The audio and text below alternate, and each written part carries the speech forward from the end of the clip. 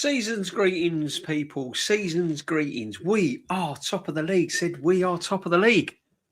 Said we are top of the league. Said we are top of the league. How excited are we, people? How excited are we? Here we go again. Own go again. Ole, ole. Not just me saying it, but thousands and thousands were saying it, echoed around the stadium. Own go again. Ole, ole. Fascinating. Absolutely fascinating. Here we are spending 70 odd million on a striker, the missing piece, and once again looks like a fish on a bike. And we're relying on a set piece, own goal to get us the 3 points. I can't make it make sense. But what are you going to say? Oh, it's injuries. It's the injuries. Oh, what this team is doing is incredible considering the amount of injuries we're having. How are we top with the amount of injuries we're having? How are we possibly top with the best team in Europe and £1 billion spent and cover in every single position? How can we be top with all these injuries? How? I'll tell you how.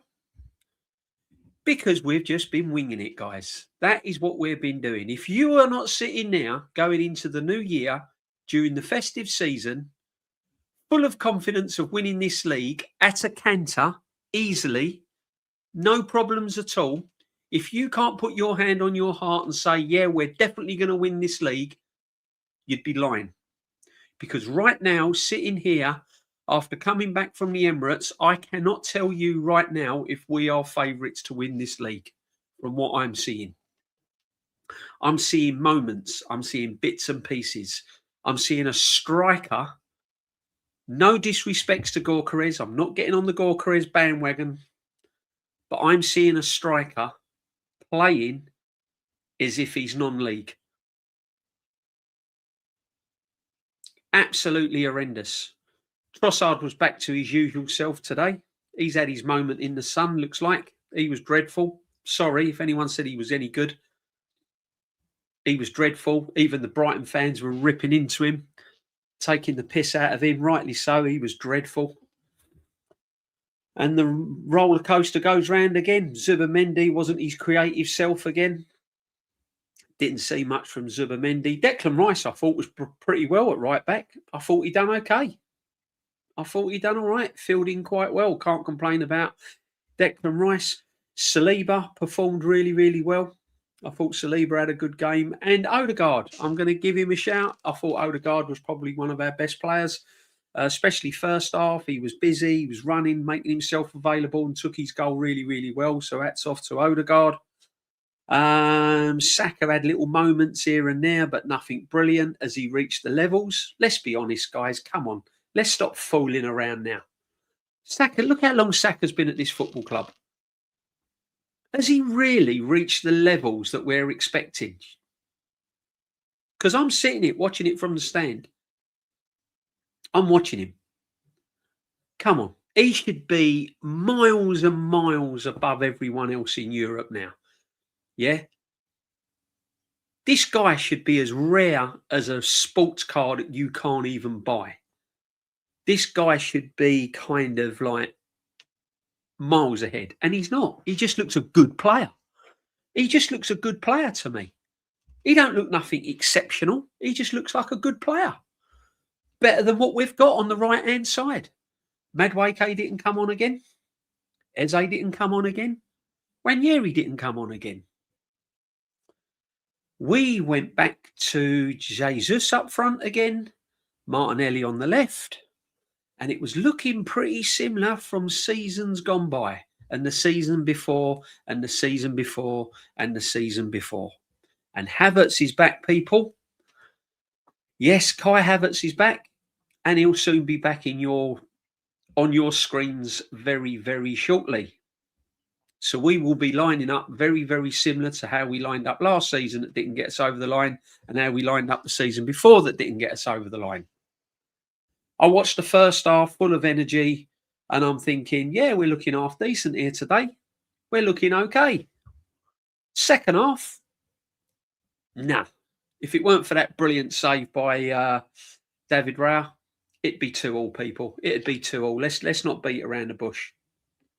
Aston Villa, though, can go to Stamford Bridge and win 2-1. But we went to Stamford Bridge against 10 men after 35 minutes. Oh, and we drew 1-1. There you go. Big up, Lux. Hope you well. Season's greetings, people. Big up, man like Danso. Facts, the real missing piece is the manager. He needs to be sacked and upgraded. We're shocking. It is shocking. Horrible. Horrible. It just looks like a matter of time before the ship collapses. It will do. It will do. You just got to be patient with it. Eze can't even get a game now. Nope. Oh, me and Shane's been saying that, haven't we? We were saying that and we got absolutely killed. What are you talking about? I said, he won't get a game. Won't get a game. Won't even get a game. And the man himself, big up, Shane. Hope you're well, brother. Hope you're well. Absolutely incredible. Big up, James. I hope you're well as well. Thank you, my friend. Just woke up. Big up, Rob Future. Lux with Cash and Kamara. I think it's guaranteed draw. Probably Villa will win. I'm telling you now, that's if Villa has got anything about them and they come with real intention, they could win that easily. They could win that easily. Because if Brighton had that quality, if they still had that final quality in the final third, when they were on top, they were just like misplacing passes, not controlling it right. It was breaking down in certain areas. It was bouncing off them. They just didn't have their touch. But if they would have been on, if they'd have been on point today, Brighton, they'd have got something out of that game. I'm telling you that now. Yeah, big up to the Shane always. And big up, James. Thank you. Member for 2 months. Yeah, missing pieces, the manager. Absolutely. But we'll see by the end. We'll see by the end of the season, people. I hope you're all well. I hope you're enjoying your holidays. Makes me laugh when people say we have world-class squad. Yeah, it makes it, honestly, I'm buckled over. I'm in stitches when people say that. It's becoming embarrassing now. What it is, it's desperation times now. It's desperation times. We are top of the league literally by the start of our season form and how badly the other teams were. We got a head start. We got a head start. If we were starting the season at the beginning of December and we was all on 0 points, we wouldn't be top of the league. We've just got the start of the season now is starting now to kind of catch up on us now. And the injuries, people. It's an incredible thing what we're doing with all our injuries. Really? We've got squad depth. What are you worried about? What are you worried about? We've got covering every single position. Covering every position. Timber's out injured now. Yep. This is what it is. This is what it is. It's ridiculous. Only Arteta can be top of the league with all these injuries, really? What's the excuses for Aston Villa then? With the squad they've got on a shoestring. No money to spend and all their best players have been sold. Oh, Watkins is scoring again, isn't he? He's now starting to find the back of the net come January. That's worrying, isn't it? How's our striker doing? Scoring goals, is he? Looking like he's going to score a goal? Because from where I was sitting, don't even look like he's going to score. Don't even look like he is going to score. Couldn't get on the end of anything. Makes me, yeah, absolute joke. Woody Wood, big up my friend. Squad is Fredbear and we are exposed. Squad's not Fredbear. It's had £1 billion spent on it, Woody. It's had £1 billion spent on it. People saying we've got squad depth. Covering every position. Yeah. And yet the squad is bare. Isn't it not a coincidence, the amount of injuries we get? Shouldn't be people now start looking at the manager. Just unbelievable, man. Terry Tibbs, Cherky is better than anything with. Yeah, exactly. Cherky's coming back. He's coming back to form. He's the most amazing manager ever, though. Yeah, he's brilliant. Oh, he's fantastic. Fantastic. Tactical genius. Absolute. Do you know what, right? When Brighton scored their goal, he couldn't wait to get Gabriel on. He could not wait to get Gabriel on the pitch because he was that worried. He could not wait. He did not trust the team he started with to go on and win that game convincingly. What did he do? He brought on Gabriel to lock it all up. Just as a safety net. Couldn't even trust the team he started with to go and finish Brighton off. No, all 2-1. Quick, get Gabby on. Quick. Yeah, but he ain't played in months. Oh, it don't matter. It don't matter. Get him on. Quick. Get him on. Lock up shop. Get him on. Marino in midfield. Hello? Hello? What does he do? Where's our creative midfield player? Declan Rice was playing at right back and he was more creative than everyone other than Odegaard, who I thought played well. Declan Rice was still one of our most creative players and he was playing at right back. You couldn't fucking make it up, could you? Unless you was watching that game with a blindfold on, you couldn't make it up. If Timber is out, if he cancels the cash missing versus Arsenal, I think Kamara, they can still do a job versus Arsenal. Villa are beating us in the week. I'm telling you that now. Aston Villa are beating us. Can't be threadbare when you have Eze, Madueke, barely play Wanyeri and can't even see the pitch. Absolutely. We're not threadbare. We're only threadbare because the manager only trusts certain players. If he's only going to trust certain players and those certain players he's only got the trust in gets injured, then we're threadbare.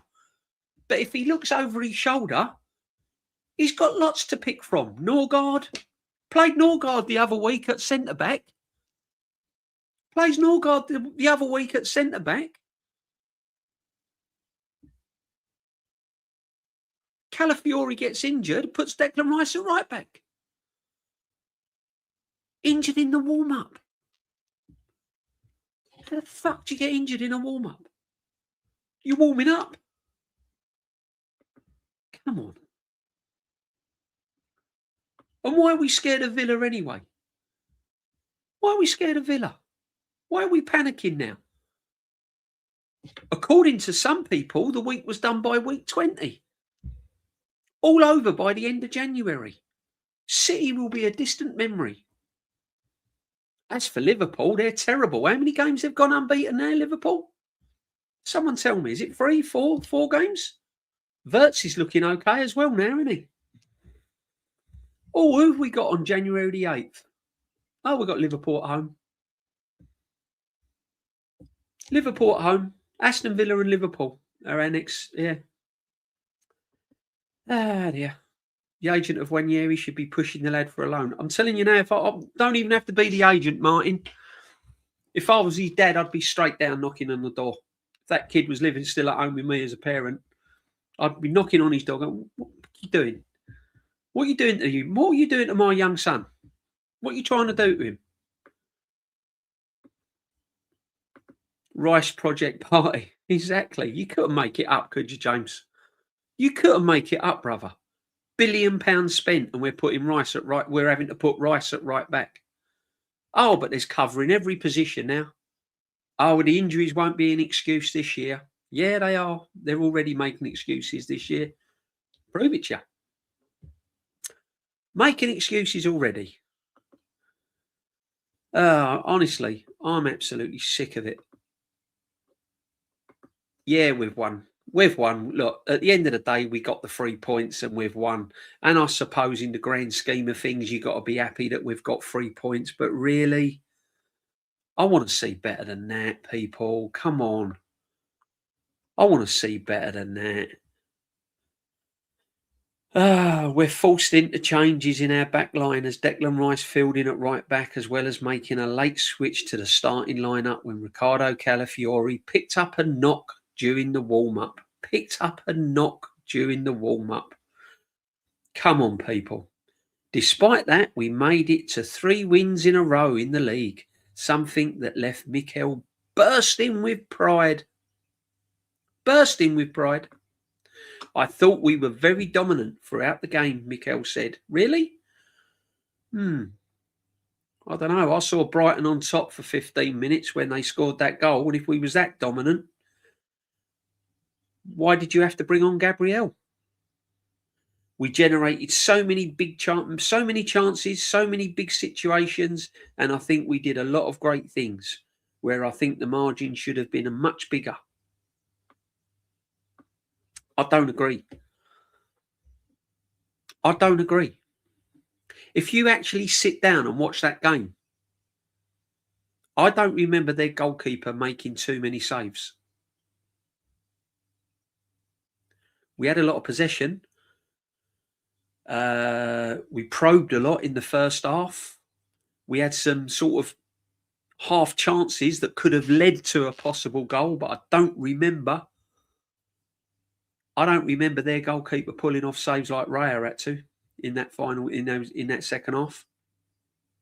They have a lot of individual quality and they score the goal, then it's game on. Yep, it certainly was game on. But overall, after playing every he has to put it in there, doesn't he? He has to put it. But overall, after playing every 3 days, as if we're the only team that do it, Pete. We're the only team that play every 3 days. Man City didn't have a quarter-final the other day. Nope. They didn't have to go away to Nottingham Forest. And the early kickoff, by the way. No. The performance that the boys put in today with all the difficult situations we're going through. See how he's getting all his point across now. Yeah. The difficult situations. All what we are going through. Look what we are going through. £1 billion I've spent on this football team. And what I'm having to do, I'm having to create miracles to be on the top of the league.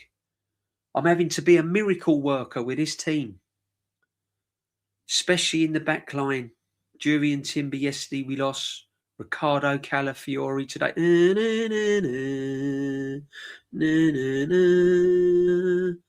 The way the boys step up to the task. When Declan is on the right fullback, it's just unbelievable. And I'm so proud of them. Declan at right back is really good example to describe how I feel about the team and the spirit and the willingness to win of this team. We're going to need everybody. Some are in different positions, and to go through that, we are going through in a manner that we are performing. It's great to witness. No, it's not. It's boring. It's crap. I hated that second half. Commenting on the captain's performance, Mikel said, I think he was superb today. Yeah, he was. He was good. I think it was probably the best game that he's had this season. Yep, I'll give him that. Super active, very positive, very aggressive. Well, that's Eze done, people. Martin Odegaard's had one good game. That's Eze finished. Done. Might as well sell him. Finished. Eze ain't getting back in the team. He's done. Martin Odegaard's had one good game. One good game. Yeah. There we go. That's Eze done. The game's come thick and fast. With our game against Aston Villa coming up on December the 30th, the boss said we need to keep the energy high to take 3 more points. Yeah, you keep that energy high and you keep pounding them in training as well, because their injuries are looking really good now. He said the boys are performing and getting results in the incredible schedule. With the injuries that we have gone through, it's remarkable. Oh, it's remarkable, the injuries. £1 billion spent, squad depth, players on the bench, lots of players to choose from. It's remarkable. I'll tell you what's remarkable. What Unai Emery's doing at Aston Villa. Go and have a look at their win record, goals scored, and how many matches that team has won on the bounce. With no money, no budget, no players, and best players, and some of their best players sold. And they've had injuries. Go and have a look what they're doing. That's remarkable. What we're doing is expected, not remarkable. It's expected, people. We're Arsenal Football Club. We've spent £1 billion and a manager that's been at the club for 6 years. That's not remarkable. That's minimum expectations. Minimum requirement. We're going to need everybody's energy on the 30th. Let's all be together again to go for it and win again. We've been together for the last 6 years and you've still won nothing. Honestly, sick of it. Look at him, look.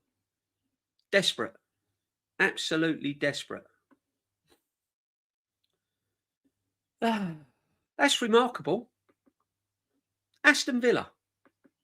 That's remarkable. This manager that was not accepted at Arsenal Football Club. There you go, Aston Villa fan. Villa fan 70. Hi, mate. Hope you're well. I'm not too nervous for the game, but Cash and Kamara being suspended is a bit of a kick. It is a kick for you, mate. 100%. But your manager will find a way. He'll find a way. He'll find a way. Unbelievable. Absolutely unbelievable.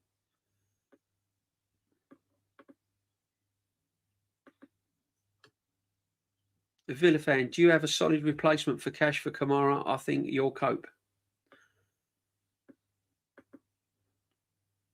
We have a few. Conser can go there. Lindelof, Bogard, and we have Garcia and Kamara. Where we have, see, you have Onana. Onana's no mug. I'm telling you. If he wants a place in his Villa team, he can come and do the business. To be fair, Norgard hasn't put a foot wrong. He looks decent. He's done all right, Norgard. He's done all right. But again, he's not trusted. He ain't going to trust. Eze's done now. Odegaard's had one good performance. Eze's done. DJB was hoping you would stream tonight. Wanting to hear your opinion. So glad you're live. Sick of these crap performances. Football chat 5. Yep. Sad as it is, people. You can gloss it all you like. I could have come here tonight after coming in from the Emirates, freezing my balls off over here today.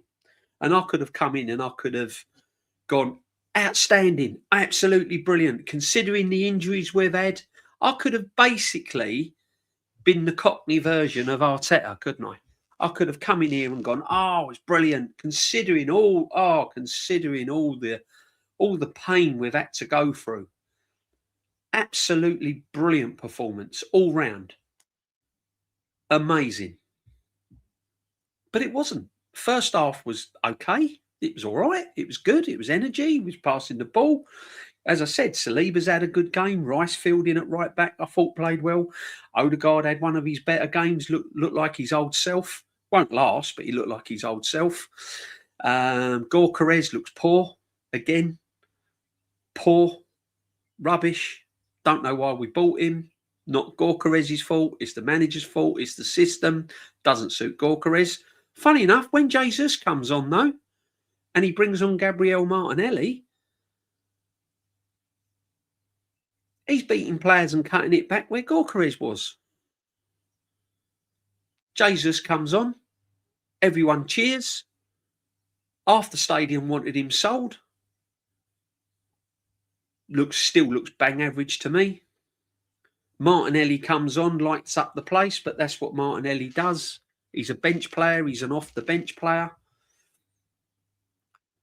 Zubimendi, Mr. Safety, don't do anything brilliant. Doesn't get me excited. Nothing like a Paul Merson, a David Rocastle, or Patrick Vieira. I mean, come on. It's just Zubimendi. It's just like, it's like making a cup of tea. It's just like, oh, okay, fine. What does he do? Merino, what does he do? There's just no creativity there, and you need that little bit of creativity. You need that energy from all your midfield players. As I said, Declan Rice is playing right back, and him and Odegaard were our two most creative players. It's just crazy, absolutely crazy. We're top of the league, but we're playing like a team we're not playing like a team. No, we ain't. We're not. We're not, guys. As I said, our start to the season has got us where we are now. Has got us where we are now. If we'd have been fourth or fifth going into the Christmas period, we'd still probably be sixth or seventh now. We wouldn't have climbed the table, guys. Not on performances. Not on performances. When Havertz is back, Gyökeres, yeah, he's straight out of there. He's straight out of there. I'm telling you, he can't wait. Where was it? Where was it? He was saying the other day, and he was saying about Havertz the other day about he can't wait to get back. And you can see that what he was saying is he can't wait for Havertz to come back because we play better with him in the team. That's pretty much what he was saying. I can't remember where I read it, but that's what he was saying on Havertz coming back in the team. Bursting with pride, Villa unbeaten in 8 Premier League games and Liverpool in 6. There you go. There you go. But Liverpool have finished. They're washed. They're done. They're finished. Absolutely finished. Sack the manager. He's done. He's done. He's done.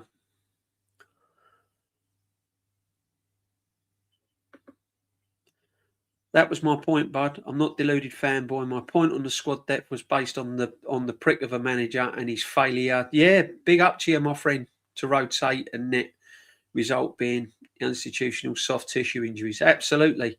His failure to rotate and game manage and player manage has caused the problems it's caused.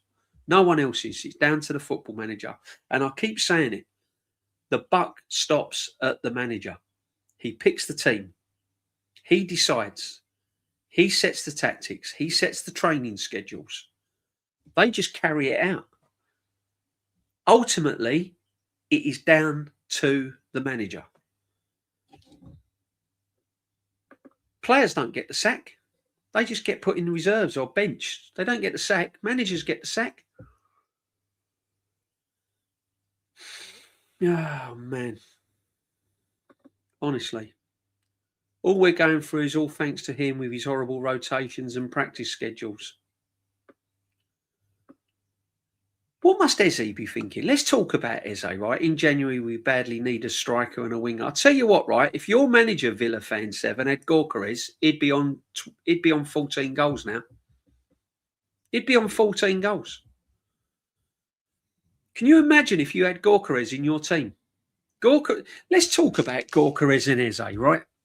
Let's talk about it because I want to put this to bed straight away right now, right? Because at the end of the day, we was all waxing lyricals over when we signed Eze and Gyökeres.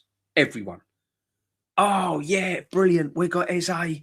We got Gyökeres. Gyökeres, yeah. We'll all be doing that at the Emirates. We'll all be doing that.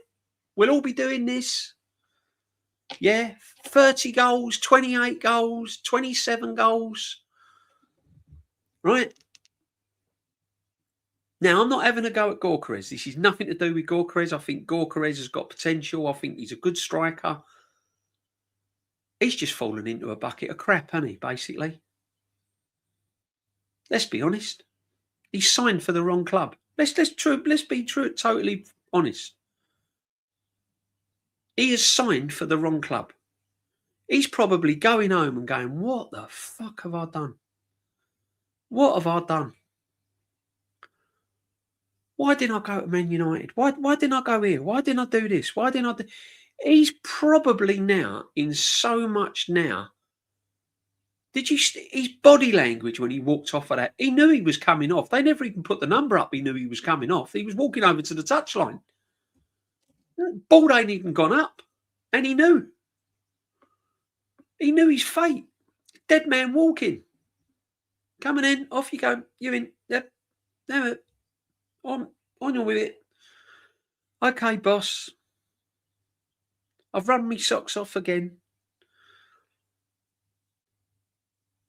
But having said that, I know the system don't suit him, but he looks poor. He's falling over. He's getting tackled. He's getting dispossessed.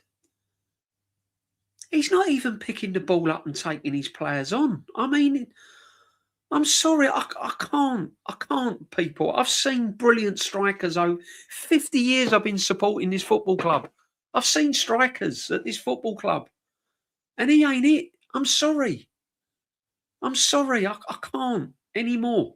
I've tried, and I can't do it. He's crap. In an Arsenal shirt, he's crap. That's not because he's a crap player. He's just signed for the wrong football club. And it's made him a bad player. This football team does not suit Victor Gyökeres. If he was playing for Aston Villa, if he was playing for Man City, if he was playing Crystal Palace, if he was playing for any other Liverpool, any other Newcastle, any other football team, he'd score goals. But for Arsenal Football Club, it's Lee Chapman, Francis Jeffers, all over again.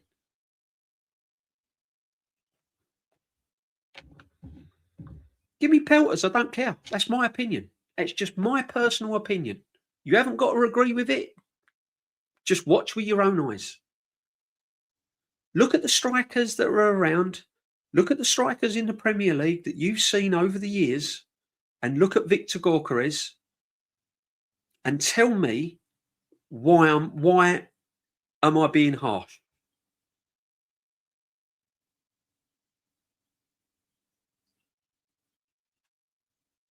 He's signed for the wrong football club. It's like your missus. It's like you giving your missus some money to go out to buy a bit of steak, and she comes home with a chicken. You go, what's this? I bought you some. That's not a steak. You give me a bit of chicken. Like Gyökeres. We thought we were signing an Aston Martin. We get a Reliant Robin. It's ridiculous. Honestly. He's poor. Honestly, it's bad. When you watch him live at the Emirates, when you watch him week in and week out, it's poor. I can't say anything different. I'm trying to defend him. I'm trying to look for positives, people, and I can't give you positives. The guy's unfortunately, God bless Victor Gyökeres. Nothing against the player. He's not a bad player. You've just signed for the wrong football manager. This manager has killed you. You're dead. You're finished. You're gone. You're gone. Mourinho has not made one single good performance playing midfield. He's crap. He's another one. I'm not going to come on here and go, yeah, well, I don't think Mourinho had his best of games. However, he did do one or two good touches. One or two good touches. He's playing for 94 minutes. I want to see more than one or two good touches. Come on. The more you keep papering over cracks, the more you keep glossing it up, the more you keep putting these players on a pedestal, they're never going to get any better. Call it out for what it is. Mourinho is crap in midfield. Gyökeres is crap as a striker for Arsenal because of the system and because of the football manager. Right? Let's get it right. Eze, according to the football manager, is not better than Odegaard. So Eze is also done at this football club. He's a squad player. That's all he is. He's going to play in the FA Cup. He's going to play in the Carabao Cup semi-final. And he'll play against Carioat in the Champions League. He'll play in games that don't mean nothing. Or he'll come off the bench. But he's done. Honestly.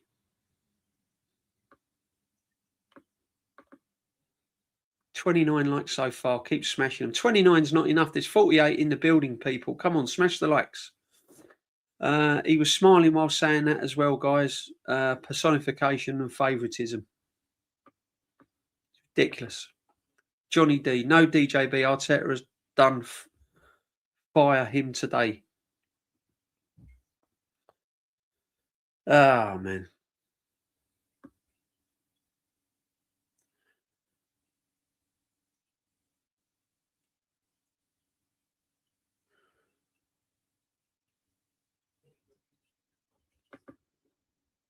Let's just read this, right? Let's just read this, right? Tactics were good. Players moved well. Finishing is not on the manager. If you say otherwise, you have no business in this sport. Simple as. Okay. Cool. So how comes Victor Gyökeres then can bag a load of goals elsewhere, and yet he comes to Arsenal and he's even struggling to get a shot on goal?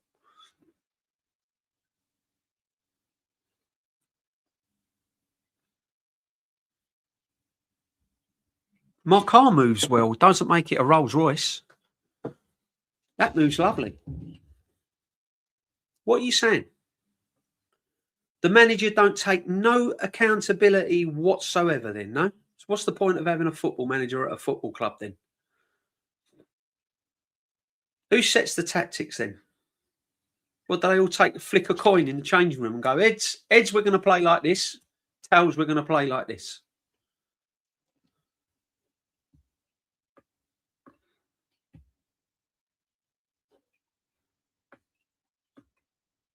Why is Cherki scoring goals? Why is Etatike scoring goals? Why is Watkins starting to score goals? Crazy work, man. What a save from David Raya. Absolutely. As soon as it left his boot, I thought, oh no, this is going top corner. This is in. This is 2-2. I can't believe it. We're throwing away a 2-0 lead. And Raya pulls his save off. I still felt it was in the back of the net. It was a fantastic save. Absolutely brilliant. Top goalkeeper is David Raya. I like David Raya. Top goalkeeper. Yeah, that'll be the excuses if we don't win nothing. Oh, it was Alberta's fault. He signed them. Alberta's fault. Where's the missing jigsaw that we were missing? Oh, we only need a number 9. That's all he needs, Arteta. You give Arteta a striker, we'll walk this league. No problem. There you go. There's your striker. There's your striker. Oh, Man City went top of the league again for a spell tonight. And Aston Villa, I think, are only 3 points behind us. There's your striker. He's had everything he wants. There is no excuses. He's trying to make excuses. He's trying to use injuries as excuses. He's trying to use words like, outstanding and special performances and all of this lark. So he's trying to create the kind of like, if he fails, it's like, oh dear, I've done everything I can. I did try, really tried hard this year. I did. What we have achieved this season is unbelievable. No, we shouldn't be 2 points clear of Man City. We should be 7 or 8 points clear of Man City. You shouldn't even be mentioning the word injuries.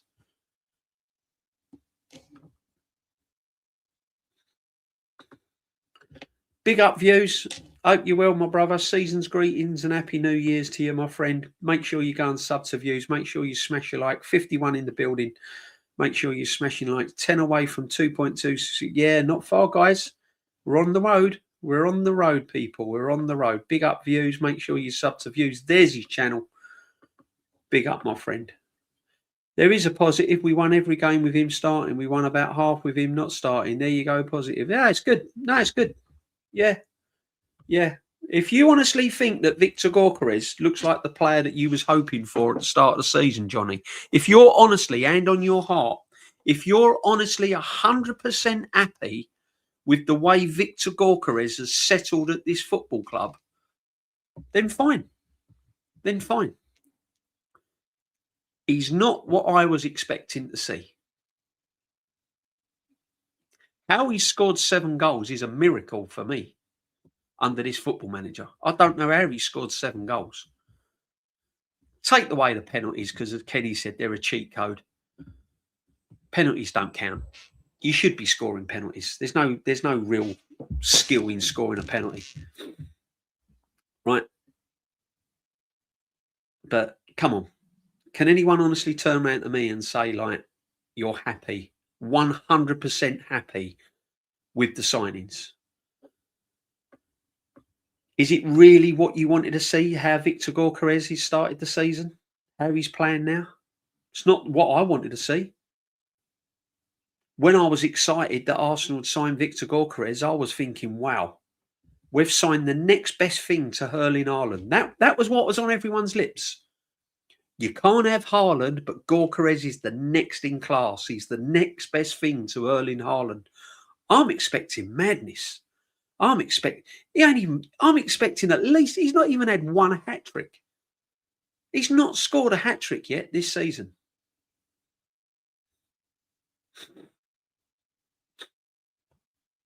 He should at least have had one hat trick. If we've been playing that good and this squad is that brilliant, then law of averages tell you that the striker should at least have had one hat trick by now. We've had a hat trick, Eze. What's happened to him? Benched. Done. Finished. Bench. DJB, this was worse than the Wolves game. Second half it was, mate. Big up to you, Emmanuel. Season's greetings. Happy New Year to you. Absolute. Lawrence, big up to you, my friend. Real one. Hope you're well, brother. Hope you're well, and hope your season's greetings to you, my friend.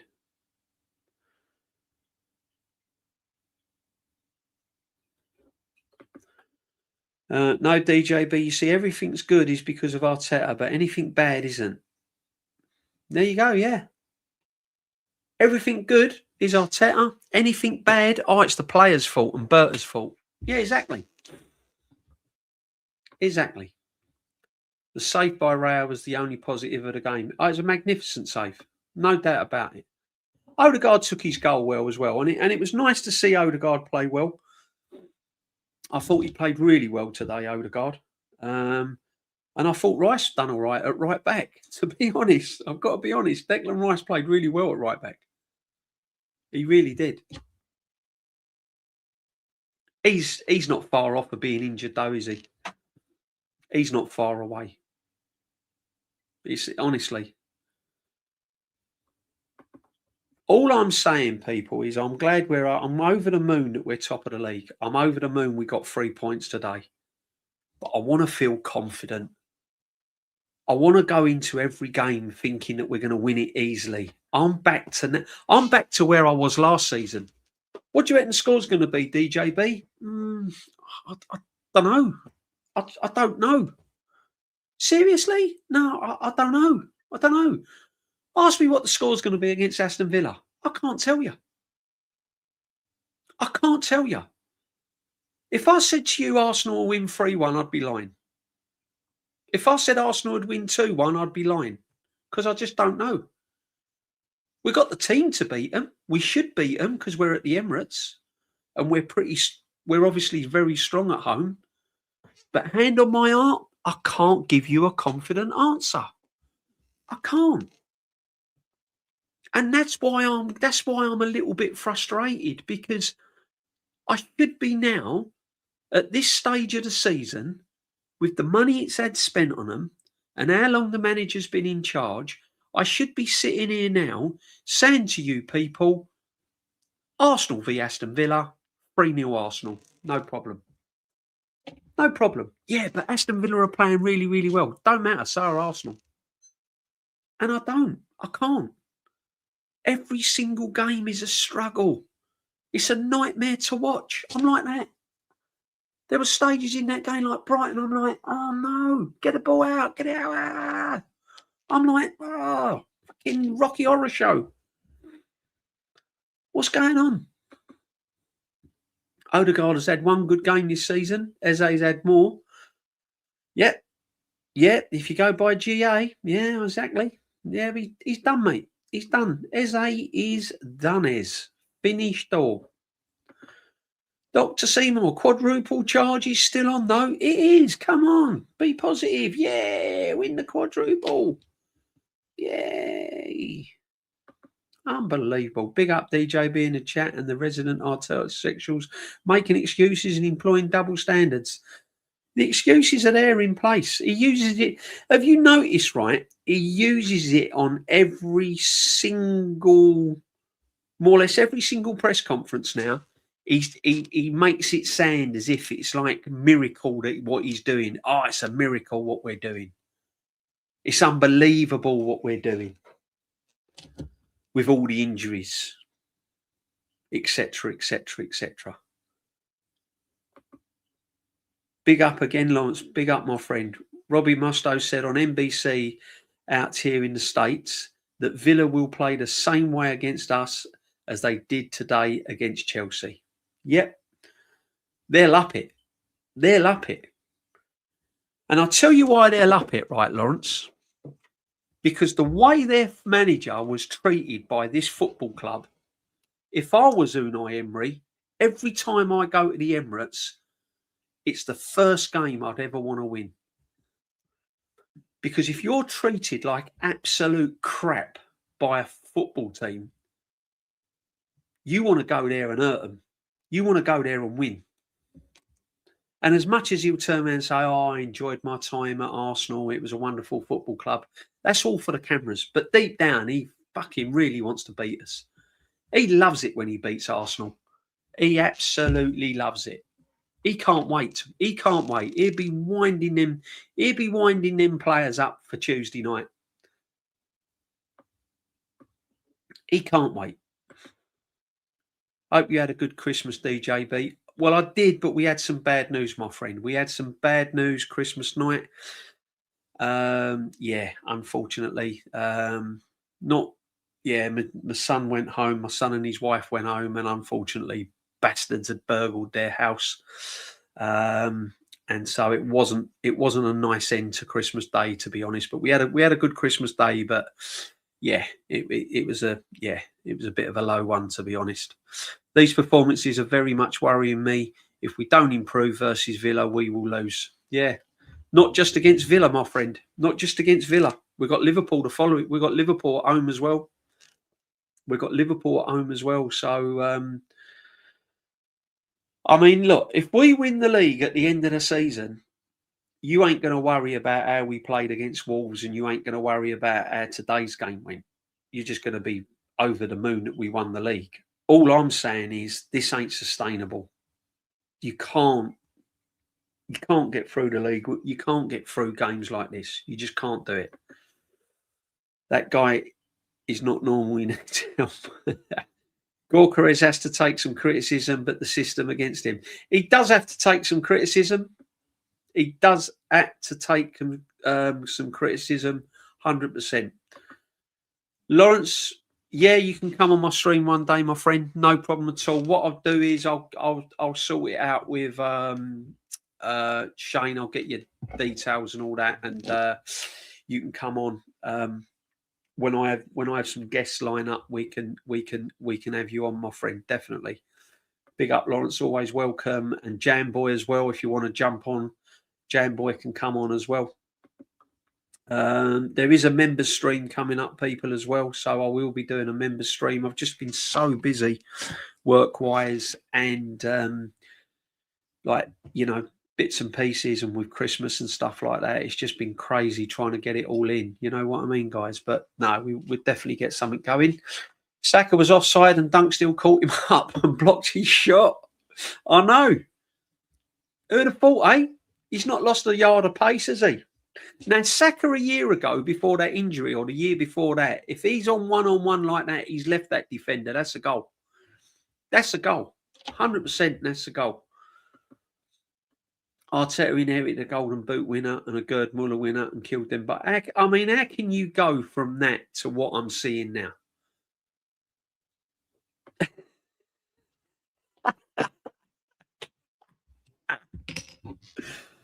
Big up, Lawrence. Arteta has turned Victor Gorkarez into Victor Meldrew, 1 foot in the grave. He's got 2 feet in the grave, Lawrence, I'm telling you. He's looking like Francis Jeffers and Lee Chapman. Do you remember the old Francis Jeffers, Fox in the Box, and Lee Chapman? Lee Chapman was like wanted by everyone. When we signed him, it was like, oh, it was the same sort of reaction what we got from Victor. Oh, yeah, we got Lee Chapman. Yeah, come on. 20 goals, 20 goals, 25 goals, blah, blah, blah. Unbelievable. I'm not getting on Gorkarez's case. He's been space jammed, getting no service going through. Listen, Doc, I'm not. I've said it time and time again. I don't blame Victor Gorkarez. I think Victor Gorkarez is a good player, but not at Arsenal. He's just basically signed for the wrong club. He's taken the wrong job. He's taken the wrong job. He's taken the. Let's be honest. Let's be 100. He's taken the wrong job. You know, when you go for jobs and you've got 2 or 3 job offers, and you go, oh, I think I'll go for that one. And you go home and you talk to your missus or parents, whoever you want to do. Or if you're choosing a university or a college and you think, oh, no, I want to go there. I really want to go there. Are you sure? Yeah, I want to go there. I want to go there. And you go there and you just like, after 2 or 3 months, you think, oh, no, what have I done? Why have I gone to this uni? Why have I taken that job? Why didn't I go this one? Why didn't I do that? That's what Victor Gorkarez has done. He's just picked the wrong job. He's picked the wrong university. Where do you want to go? Sheffield, Leicester, or Greenwich? I'll go Sheffield. All right then. And then you get to Sheffield Uni, and like after 3 months, you think, oh no, why didn't I go? Why didn't I go to Leicester? The town don't suit me. I don't like the pubs. I don't like this. I don't like that. Why?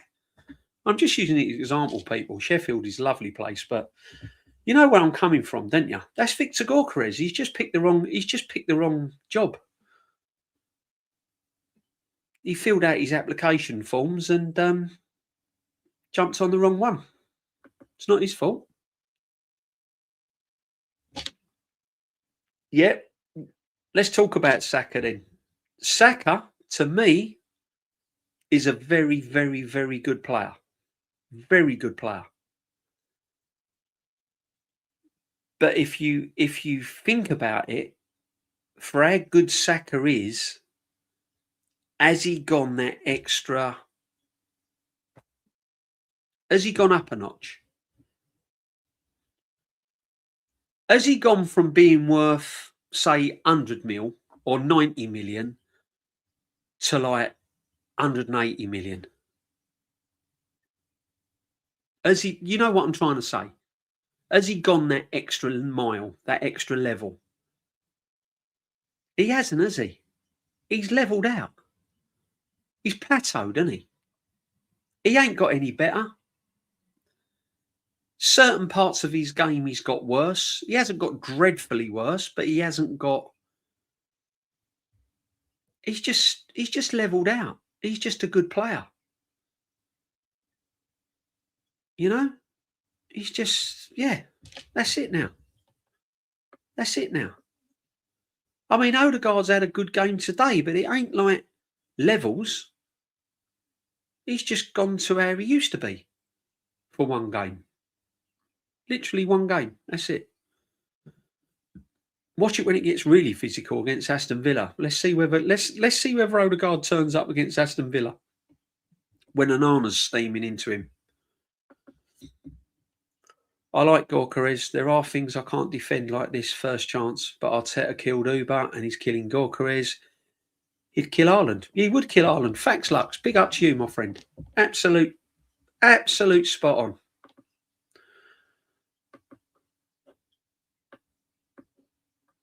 All I'm saying is there is a level you have to come to when you're watching Arsenal now, right? You can't be in that space of best team in Europe because right now we look beatable. Best teams in Europe don't look beatable. Prime Barcelona, prime Wenger teams. Prime Liverpool teams under Paisley and Klopps and all of that. Prime Man United teams under Ferguson didn't look beatable. You were beaten in the tunnel. You were beaten before you even went on the pitch. You were done. You knew your fate. Arsenal look beatable. When we're on it, at the start of the season, we suffocated teams. We weren't playing pretty, but we looked hard to beat. Now, there were stages in that second half where I'm thinking, if Brighton get their act together here, when they scored, I'm thinking, if they really want this and they get their act together and they show a little bit of more creativity in that final third, we're done. We're done.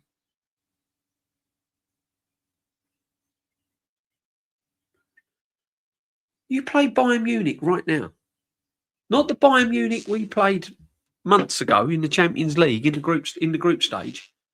You meet Bayern Munich now in the knockout phase right now. Who's your money going on? Seriously, hand on your heart. Whether you're Arteta in or Arteta out, ignore the football manager. He's not here. Let's just ignore the football manager.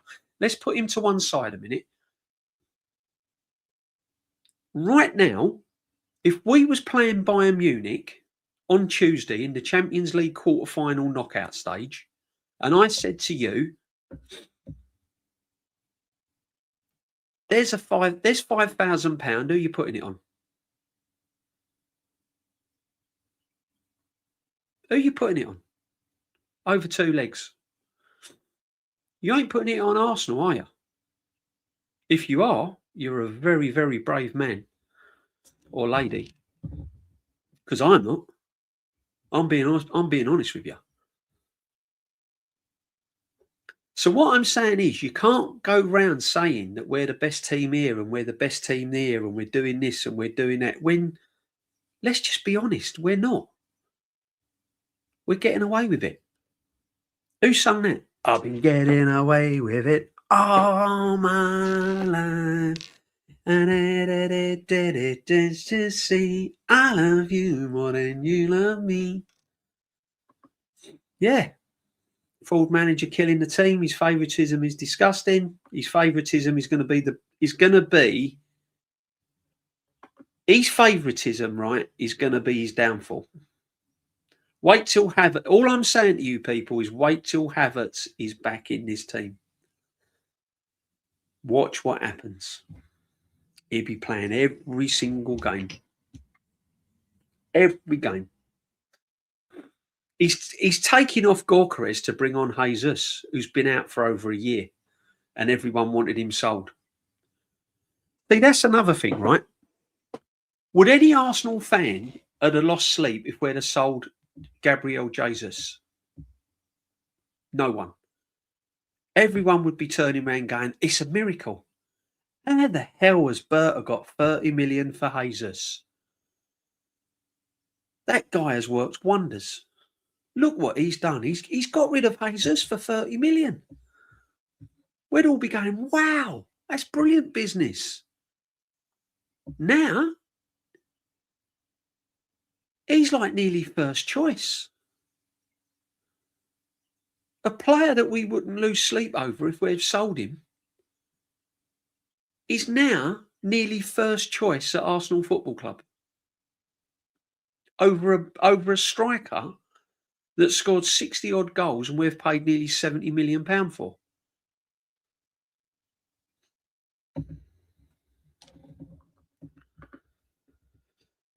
Make it make sense. I can't.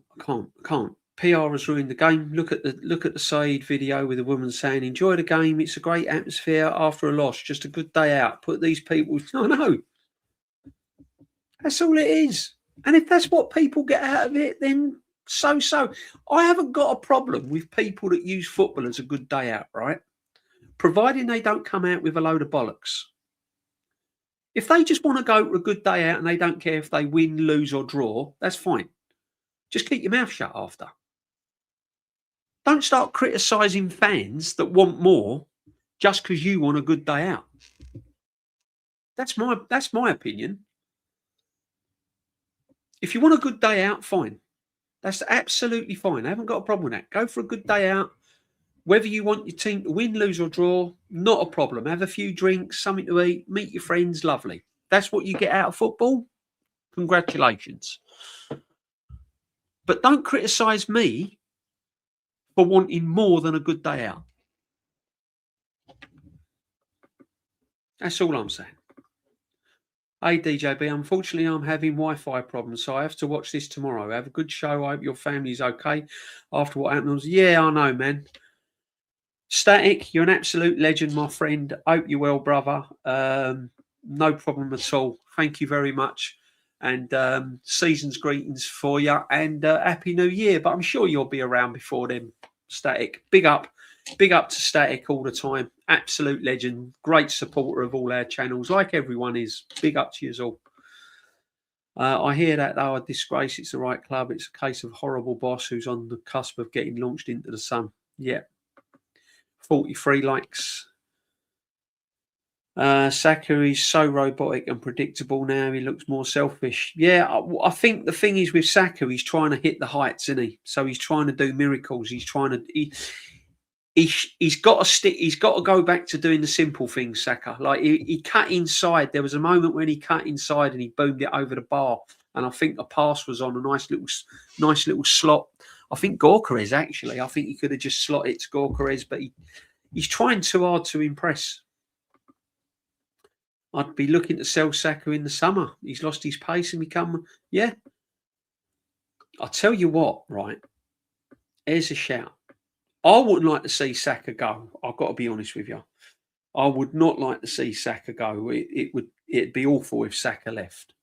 However, if a club's willing to pay like 90 million for him or something like that, I mean, you know what I mean? No, I'm going to be real with people here. I don't want to see players leave this football club other than unless they're getting no game time like Wanyeri. But Saka, I don't want to see leave. I want to see the manager gone. Seriously. I've had it with him. I'm bored with him now. The players must be getting bored crapless with him. I'm fed up with his excuses. I'm fed up with his press conferences. I'm fed up with him not taking accountability. I'm fed up in the way we play. You know what I mean? I'm just like, he's had his time now. He's had 6 years. I want to change. I want to feel, I want to change. To me, it's sliding towards predictability and boring. Yeah. Can you imagine Zidane leading that team out today? Man like Zidane in the tunnel, and you got the Brighton manager standing next to him, and you got man like Zidane leading Arsenal out. Yeah. Just Zidane around the changing room. Can you imagine a man like Zidane around the changing room giving the team talk? Other than that, they've got Arteta, haven't they? Yeah. Little man syndrome on the old touchline, giving it. It ain't fucking good enough. You know? They must get fed up with it as well. Big up, Lawrence. There needs to be an investigation into these injuries. Someone needs to be sacked. Arteta, coaching staff, medical staff must. Facts. Absolute facts. Can't agree. Honestly, one or two, I'll give them a pass because part of football is injuries, right? You get injuries. I get that. Comes with the territory, doesn't it? But the amount of injuries we get is just ridiculous. It's just absolutely ridiculous. It really is. There's something not good going on with this camp with some of these players. No. Unai Emery got Arteta number postman, Pat manager on the dartboard 180. MT, my friend, he's going to want. Every time he comes to the Emirates, he wants to win. That's his cup final. That is Unai Emery's cup final. I reckon that is the game that he looks for every single, like we do Spurs and all of that. Me, Man United. That's the first thing I look for. That's the first game I look for. Right. But like a lot of Arsenal fans, look, when we got Spurs, he must look at that ball and go, right, when have we got Arsenal? When have we got Arsenal? We were the worst today than 2 years back. The last game I went to at the Emirates was Brighton at home, 2-0 win. We totally dominated. Yeah. It was all right. It weren't brilliant. What I'm saying to you, right, I'm not coming out of that stadium full of excitement and full of energy. I'm coming out of that stadium thinking, right, nicked another 3 points. Okay, 3 points. All right, 3 points. And that's all I'm thinking about. All right, we got the 3 points. Let's move on. That's me coming out the stadium. Yeah, okay, 3 points. Yeah, there was some one or two individual performances today. Very good. Odegaard done well today. Rice fielding at right back, done okay. But we got the 3 points. Let's move on. That's how I'm coming out the stadium. I used to come out of the Emirates, or I used to come out the Arsenal game going, oh, God, wasn't that fantastic? Did you see that ball that so-and-so put through? Did you see that shot? Did you see that? Did you see this? Did you see that? Bang, bang, bang, bang, bang. I'm coming out of there going, it's 3 points. It's all right. Not bad. It's all right. It's not how I should be feeling. £1 billion spent, and I'm coming out of there like, that's not too bad. Cake Striker, SpongeBob Arteta and these managers. Yeah, true. True, Doc. True. Arteta like a rotten apple tree. Maggots Wells Rice plays in every position. He'll be in goal next week. Michael T on smoke today, and we're here for it. Big up Michael T every time. Michael T. Yeah, I mean, listen, but something's got to change, right? Something has to change in this football team. We was all excited about Eze coming to the team, weren't we? I was. I mean, I wanted him 2 seasons ago. When he eventually signed, I'm thinking, oh, great, Eze. This is it now. We're gonna get back to creating. We're gonna get back to watching some really good football at Arsenal. And he's on the bench. He don't even get a minute. He gets nothing. He don't even trust him to come on when we're 2-1 up. As for Wanyeri, forget about it. I don't even know why he bothers turning up. I'd get his mum to ring in sick. Hello, is that Mr. Arteta? Yeah, Ethan won't be in today. He's not feeling very well. Okay, bye. What's the point? What is the point? What is the point?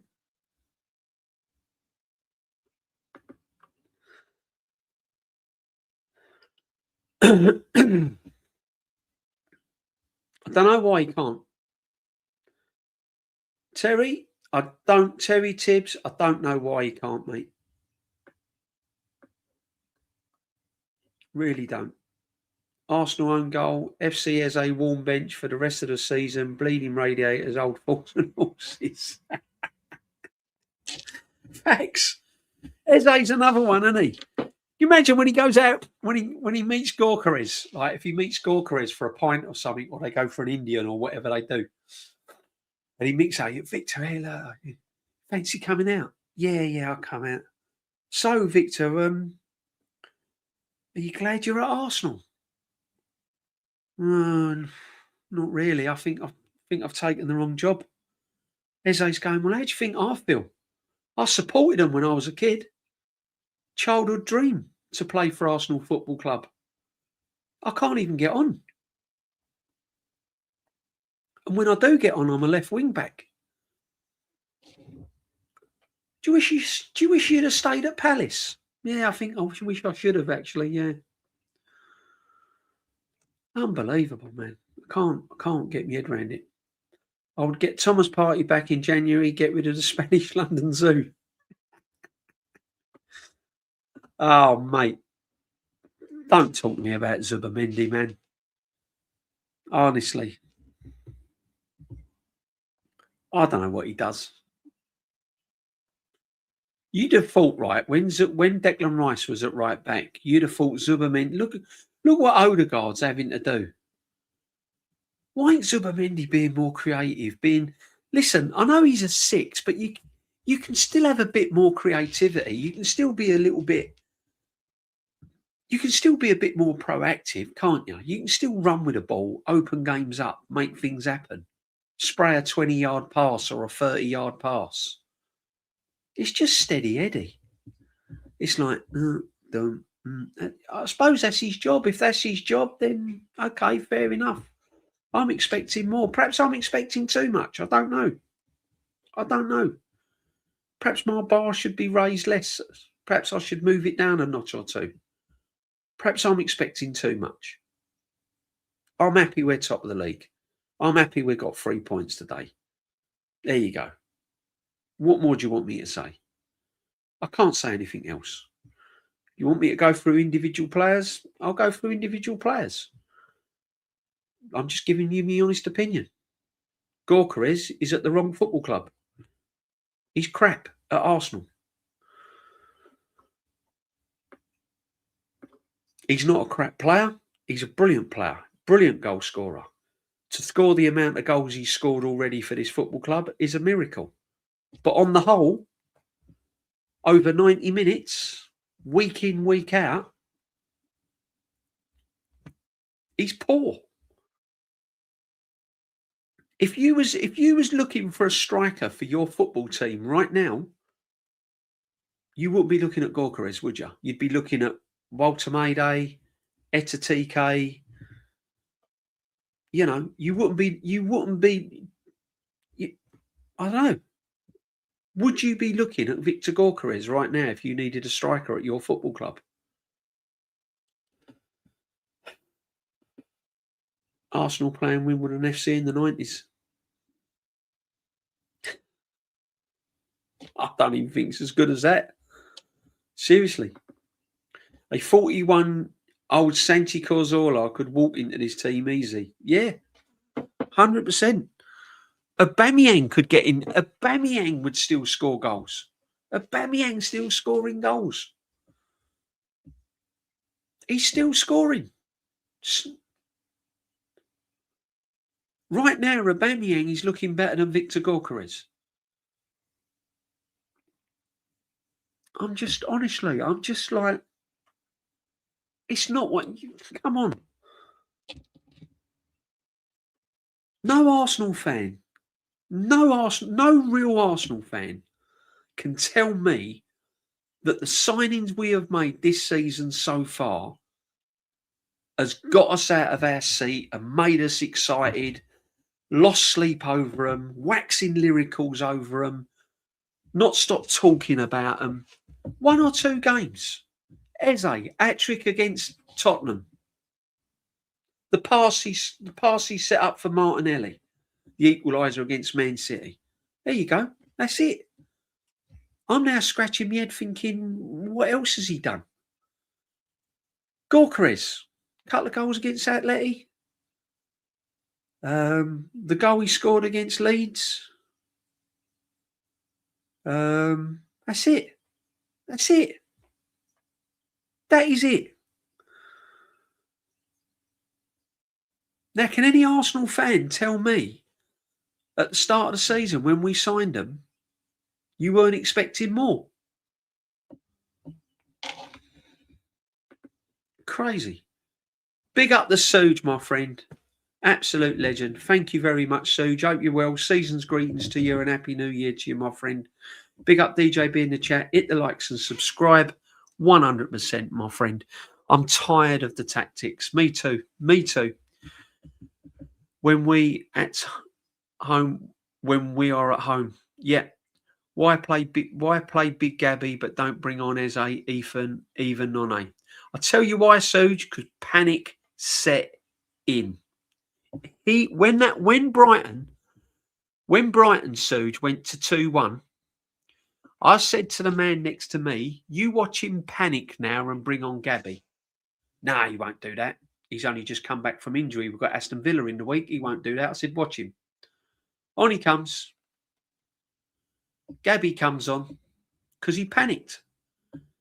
He didn't have the nous to coach that starting 11 against Brighton to a victory.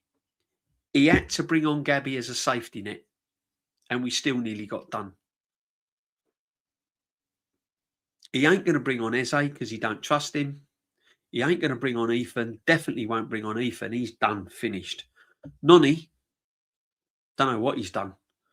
Don't know what he's done. Must have been chatting up his missus at this Christmas party or something. I ain't got a clue what he was doing. I ain't got a clue. They must have had a Christmas. They might have had a Christmas party and Nonny asked his missus for a dance and Arteta copped the ump or something. I don't know. I don't know what he's done. Crazy work. Big up to you, Suge. Big up. Fact, James, Ozuuba, Tierney still walk into this squad. Yeah, exactly. All I've been told, right, guys, all I've been told all season, best squad in the world, best squad in Europe. Cover in every position. Best team since the Highbury days. Best this, best that, best this, best that. Yeah, I can name 4 players that would walk straight back into this team. Tierney, Aubameyang, Granit Xhaka would get back in this team right now. Do you know what I mean? Crazy. List goes on. Even Lacazette, you know, would still get in this team over Gyökeres. It's just like unbelievable.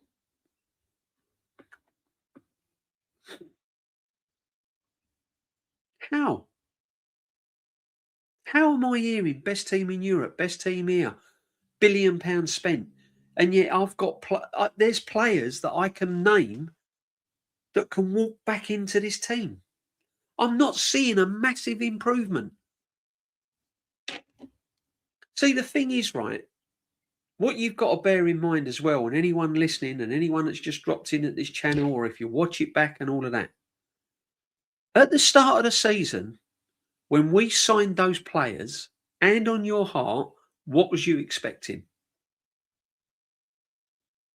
I'll tell you what I was expecting. A vast, notice the word vast, improvement in this football team. And when I mean vast, I mean smashing teams, not being worried, being able to predict scores easily with no fear, going into games with no fear, and winning games easily. Not desperate. Not just getting over the line. That's what I was hoping for. But what am I seeing? I'm seeing struggling in games, just about beating teams, relying on set pieces, relying on own goals, relying on huge mistakes from other teams. And I'm not seeing free-flowing, beautiful football. I'm just seeing mediocre stuff week in and week out. Not what I signed up to at the start of the season. I'm sorry. I was expecting better. Jesus, once he's fully fit, that's the end of Victor. Yep. He's getting there now, isn't it? It's getting there now. Jesus is nearly first choice. I think a couple of more games and he'll be first choice. And then once Havertz is back, he'll be first choice. And Victor Gyökeres will be benched. Victor Gyökeres is going to end up sitting next to Eze. Yeah? And they'll be talking about what the fuck we doing here. What we done. What we done. The only good thing what players are happy with at Arsenal is that they go from £80,000 a week to 200 grand a week. So you suffer sitting on the bench, didn't you? Victor looking like a Sunday league player. Well, looking worse than that. He wouldn't get in at my Sunday team at the moment. Where I used to play. I'm telling you. huge. Tierney was our best left back. Yeah, got rid of him. FA Cup winner as well, my friend. FA Cup. No, DJB. I'm not happy with Gorkrez, but I wasn't against Arteta wanting Sesko like you were. I wasn't against Arteta wanting Sesko like you lot were. What do you mean by that then? Because Arteta wanted Sesko. I wanted Gorkrez. Gorkrez was the better striker. Gorkrez is better than Sesko. Even now, he's better than Sesko.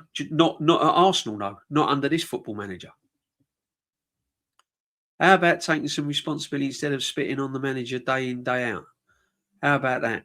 I'm not spitting on the manager. I'm just telling you how it is. How about that? How about that? How about you two? How about you actually spitting facts for a change, right? And actually looking at what you're seeing. How about looking, right, at the start of the season with the players we signed? Don't you think we should be playing better football than what we are? How about that? Don't you think we should be putting teams like Brighton to the sword with the amount of money we've spent and the players we've got, according to Arsenal fans? Don't you think we shouldn't be struggling against Wolves? Don't you think we shouldn't be beating 10-men Chelsea? Don't you think we should be beating Sunderland away? Don't you think we should be going to Anfield first game of the season with the amount of signings we signed and beating them? Or coming away with at least a point? How about that? You're happy with what you're seeing, are you?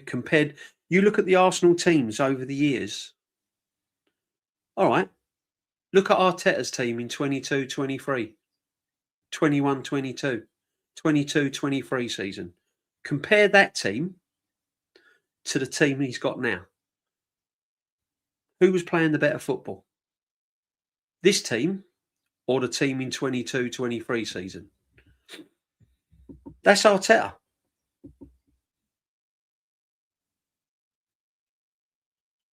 I'm giving you facts. The football that we are seeing today is worse than Arteta's team in 22-23. How about that? If you don't like what I'm saying, Johnny, I told you before, you don't have to take part in this channel. I appreciate your comments and I appreciate you being on here, okay? But when you're going to come on here and talk a load of crap, then don't bother coming on here. How about that? Because if you're happy with what you're seeing, then your standards are very, very low for this football club. My standards are high. I expect better football and I expect to be easily beating Brighton at home with the players we have at our disposal.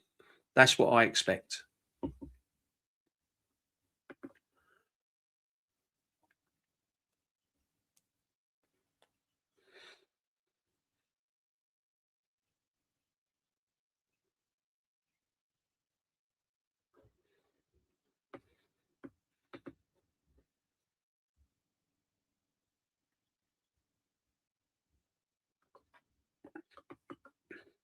Yeah, just prepare yourself.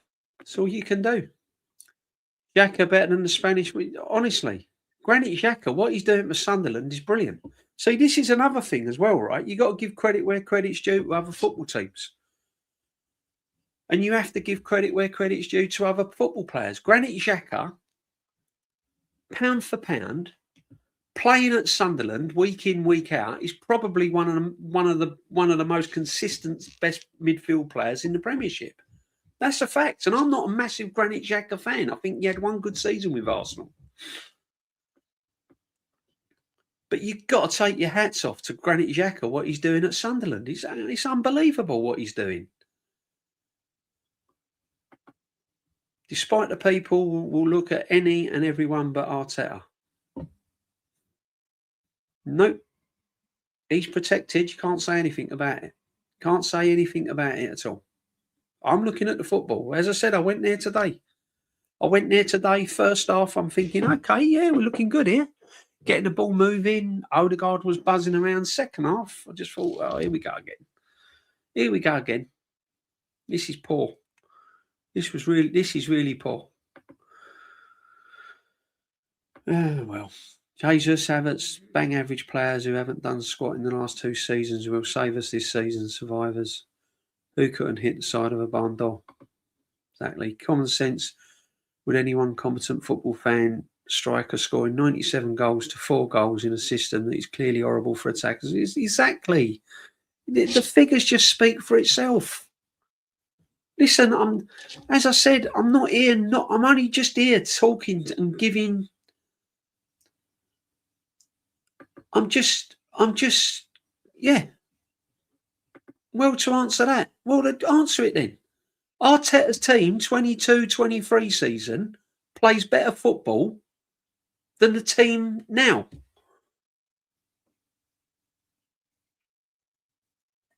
And yet this team is meant to be one of the best teams in Europe and the best team since Highbury days. And covering every position. And Eze and Gorkarez and players like this. Norgard, Premier League proven. Calafiori. This one, that one, this one, that one. So on that basis, we should be blowing teams out of the water. We should be destroying teams. And we're not. We're struggling to beat teams. Struggling to beat teams. And it's not sustainable. Eventually, we're going to come unstuck. We're going to come unstuck. I said this a couple of weeks ago. Unfortunately, if we carry on playing the way we're playing, we're going to come across a hiding. A team's going to give us a hiding. We're going to get heavily beaten one day. Teams are just going to click, get their touch in the final third, get the ball going, and they're going to put us to the sword. And that might be a good thing. That might be what we just need. That might be the wake-up call that we need. But if they don't score an own goal, that's 1-1 today. That's 1-1. If Raya don't pull off that brilliant save, it's 2-2. They're the facts, people. As I said, I'm just saying it as it is. What I see. What I see, that's it. If we'd have beaten Brighton 4-1, 5-1, I'd be on here going, oh, unbelievable. We were doing this, we were doing that, we ripped them apart, we've done this, we've done that. Absolutely fantastic. Got it spot on. But we didn't.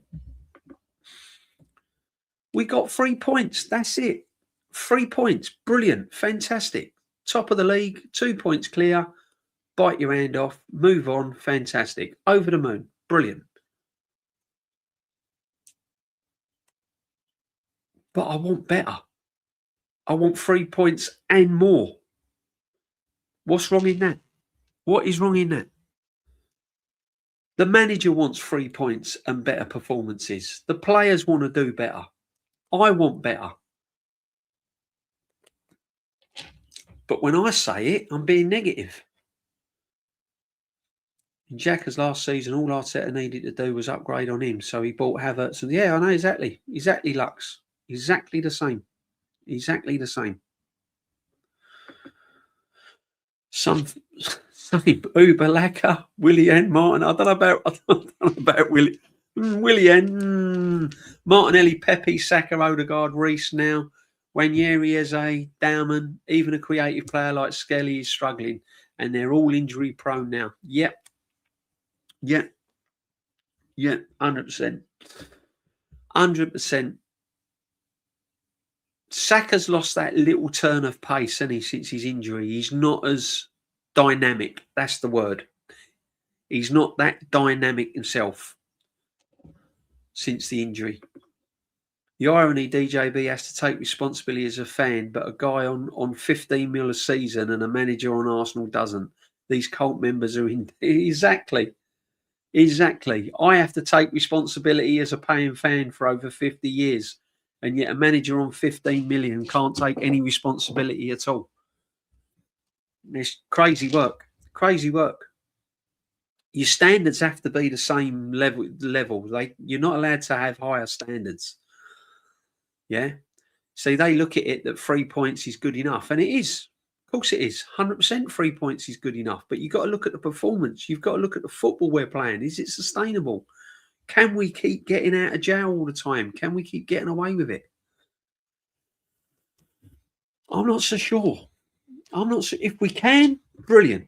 If we go through the whole season, own goals, and we win the league, fantastic. But I'm sorry. You've got to look at certain players like Gyökeres. Why ain't Eze getting in the team? Why ain't Madueke now getting in the team? Why is he? You know what I mean? Why? I just don't understand it. He's reverting back to what he knows. That's as plain as day. It's as plain as day. He brings on Martinelli. He uses Trossard, 2 players that we wanted to sell in the summer. He's bringing on Jesus, a player that no Arsenal fan would have battered an eyelid if we'd have sold him in the summer. They'd be saying it's a miracle. How have we sold him? He's been injured for a year. No one would have batted an eyelid. Now, Jesus, best thing since sliced bread. Now, because the manager keeps banging on about Havertz, fans can't wait for Havertz to come back. Oh, Havertz is back soon. And they're all rubbing their hands together. Yet when we signed Gyökeres, it was like, don't ever want to see Havertz up front. Don't ever want to see Havertz playing as my number 9, ever.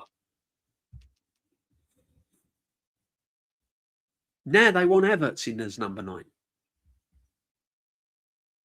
So the team is looking exactly the same as it did last season. The same team that won nothing last season.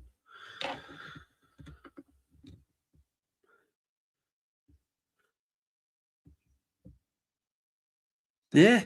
Well, I do. I'm at the game all the time, my friend. At the game all the time. At the game all the time. I might even be going down to Portsmouth for the FA Cup. I like it down there. I ain't been there for a few years. I ain't been to Portsmouth for a few years. I might be going to the FA Cup. First of all, I expect you to take responsibility for calling Arteta on wanting Sesko. Presently, Sesko doesn't look like worse fit than Gyökeres, just my opinion. Arteta did want Sesko. That's a fact, because he tried to sign him last season and he didn't want to come. And he tried to sign him this season and we couldn't get the deal across the line. Didn't offer enough money. And Sesko didn't want to come to Arsenal. When Man United came in for him, he wanted to go to Man United. So I don't know what you're saying.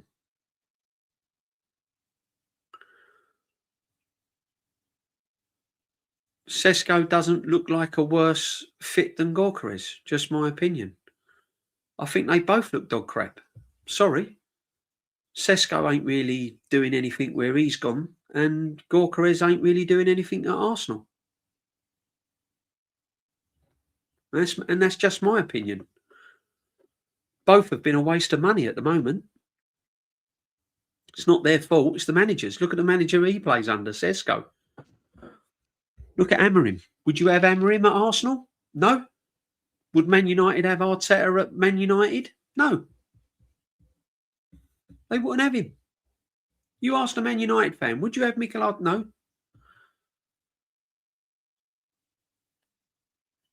You asked an Arsenal fan, would you have Amorim? No. Once Sesko's at Man United under a manager that we wouldn't have. Gyökeres is at Arsenal under a manager that Man United wouldn't have. No wonder the two are not playing well.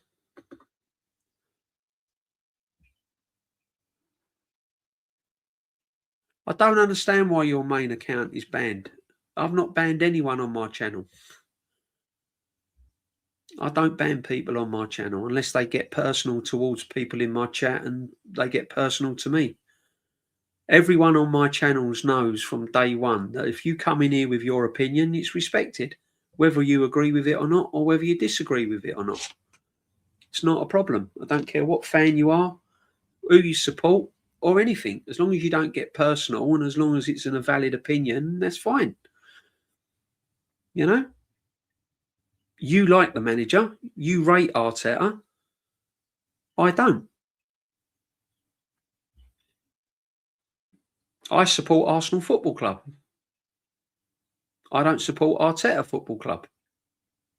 I believe Arteta has had his time at Arsenal. I said that last season.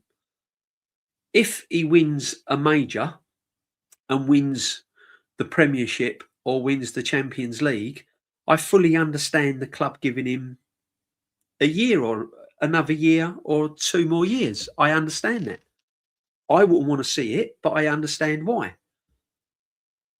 If he wins the Carabao Cup and the FA Cup, I don't think it's good enough.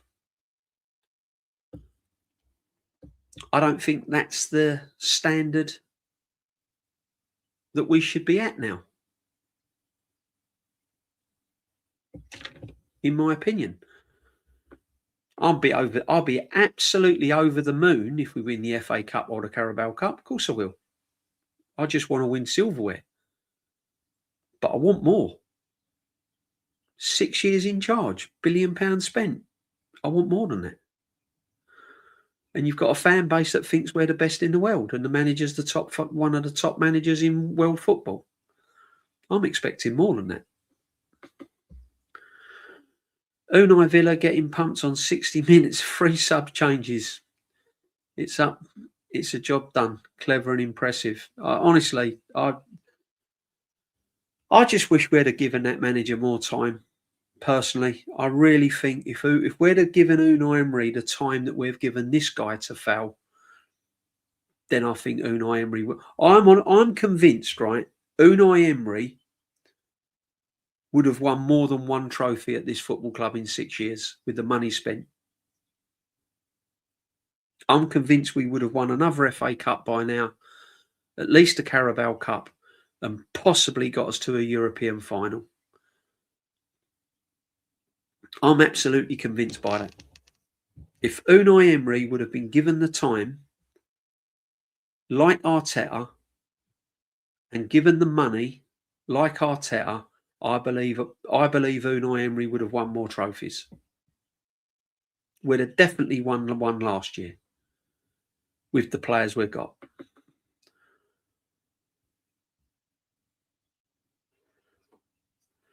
Miles Lewis-Skelly had a good first half. He looked a bit shaky second half, Johnny. I've got to admit, he weren't that good second half. He looked tired second half. He made a few mistakes second half. MLS.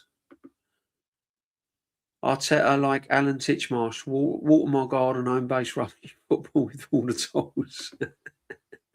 How Arteta is supposedly scarred from 22-23 attacking football season, yet the last few years playing this Dross defence.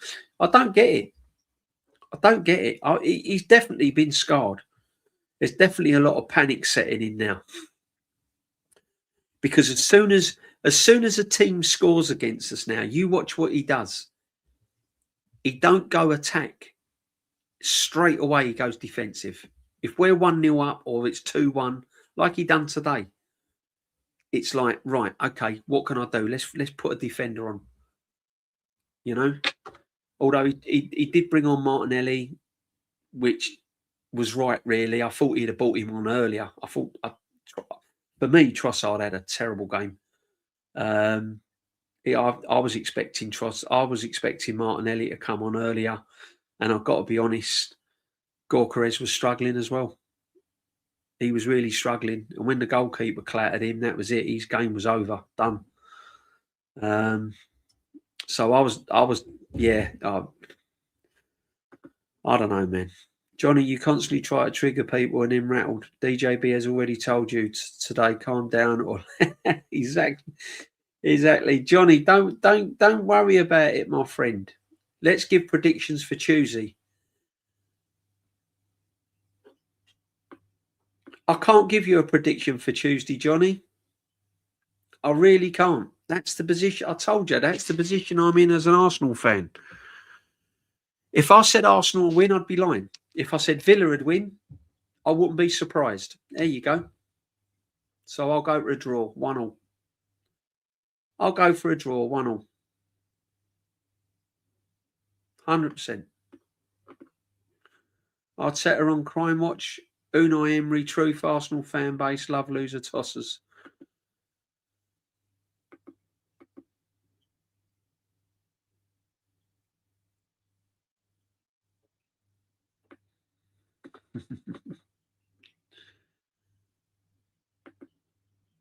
AFC 1987. I won't accept just winning the Carabao Cup, not winning another trophy. A major trophy is a must this season. I'm with you, AFC. I'm with you, AFC. At the start of the season, I probably would have said Carabao Cup, FA Cup, okay. But the way this guy's been put on a pedestal, the way the team's been spoken about, the divide it's caused amongst the fan base, I want more. I want more. Thinking about it, I want more. When you got Eze, Gyökeres, all these players, Declan Rice, Zubimendi, this, that, blah, blah, blah, I want more. Why not? If I was the owner of Arsenal Football Club and we won the Carabao Cup and nothing else, I would go down to my manager and I'd say, right, these are the weapons that you've had at your disposal. This is the team you have built. You've had 6 years and you've won me a Carabao Cup. And I've given you £1 billion. Do you think that's acceptable? And he would have to turn around and go, no. And as soon as he says no, I'd turn around and go, well, there's the door. Thank you very much.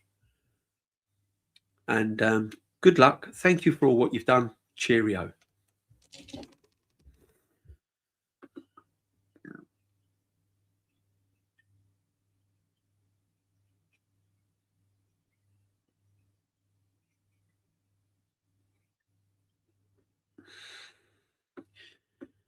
I understand where you're coming from there, Johnny, right? Well, I think he probably any manager would have won something, right? So bear in mind, why do you support Arsenal? Is the first question you have to ask yourself as an Arsenal fan. Why don't I support someone like Crystal Palace, Brighton, Spurs, someone like that, right? West Ham. The reason why I support Arsenal Football Club is 3 reasons. 1, it might be in your history. 2, you might have been brought up in the area. Or 3, it might be a team that you fell in love with because of Wenger and Henry and all of that, right? And for all of those reasons is because Arsenal, throughout history, have won major trophies. Major trophies, right? So winning is the first priority. Winning silverware is the first priority. Being consistent is commendable, and it's nice to be consistent, providing the consistency brings you an end product. And if you're consistent and it brings you an end product, which is winning, then it's not underestimated. But if you're consistent and you're consistently failing, then I'm afraid it's underestimated. Because this football club, Arsenal, is about winning trophies. It's not about being consistent and failing. I hope that answers your question, Johnny. No good being consistent and coming second, is it? That's consistently failing.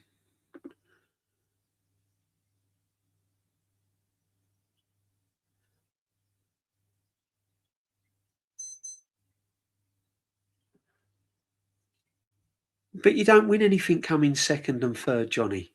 No one remembers coming second and third. You know?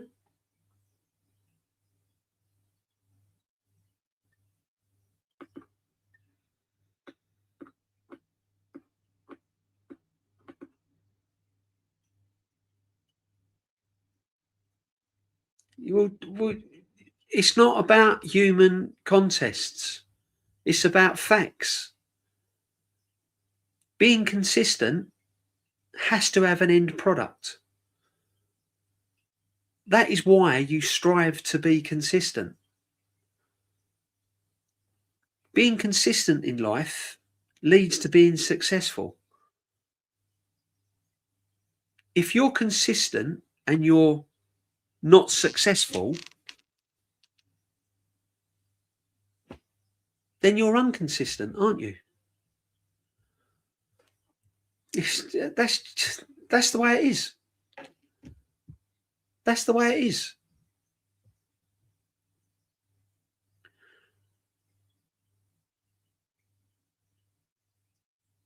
No one at the end of the football season says, "Oh, we've signed all these players and we were consistent." Yeah, but did you win anything?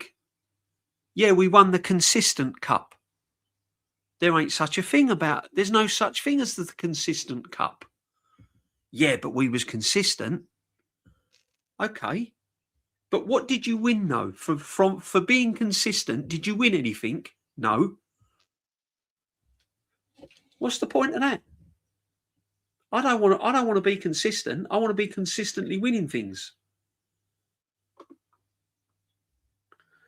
Yes, Kawaja. England did win an Ashes and they've got to go and win the next one to put the pressure on, just to see if we can scramble something from this disaster.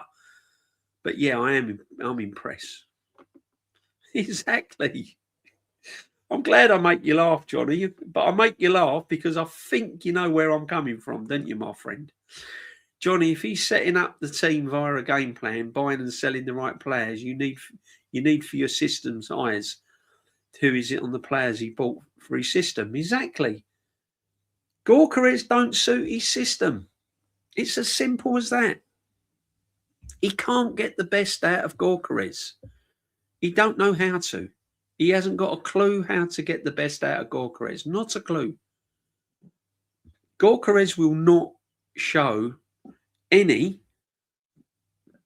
consistent scoring under this football manager. It ain't going to happen. How many goals has Saka scored this season? There you go. This brilliant Bukayo Saka, world-class Bukayo Saka, that's improved under this manager, why is his numbers going down and not up?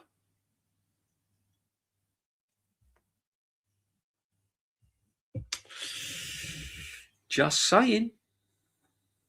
Just saying. Norgard versus Rodgers or Rice versus Rodgers at right back.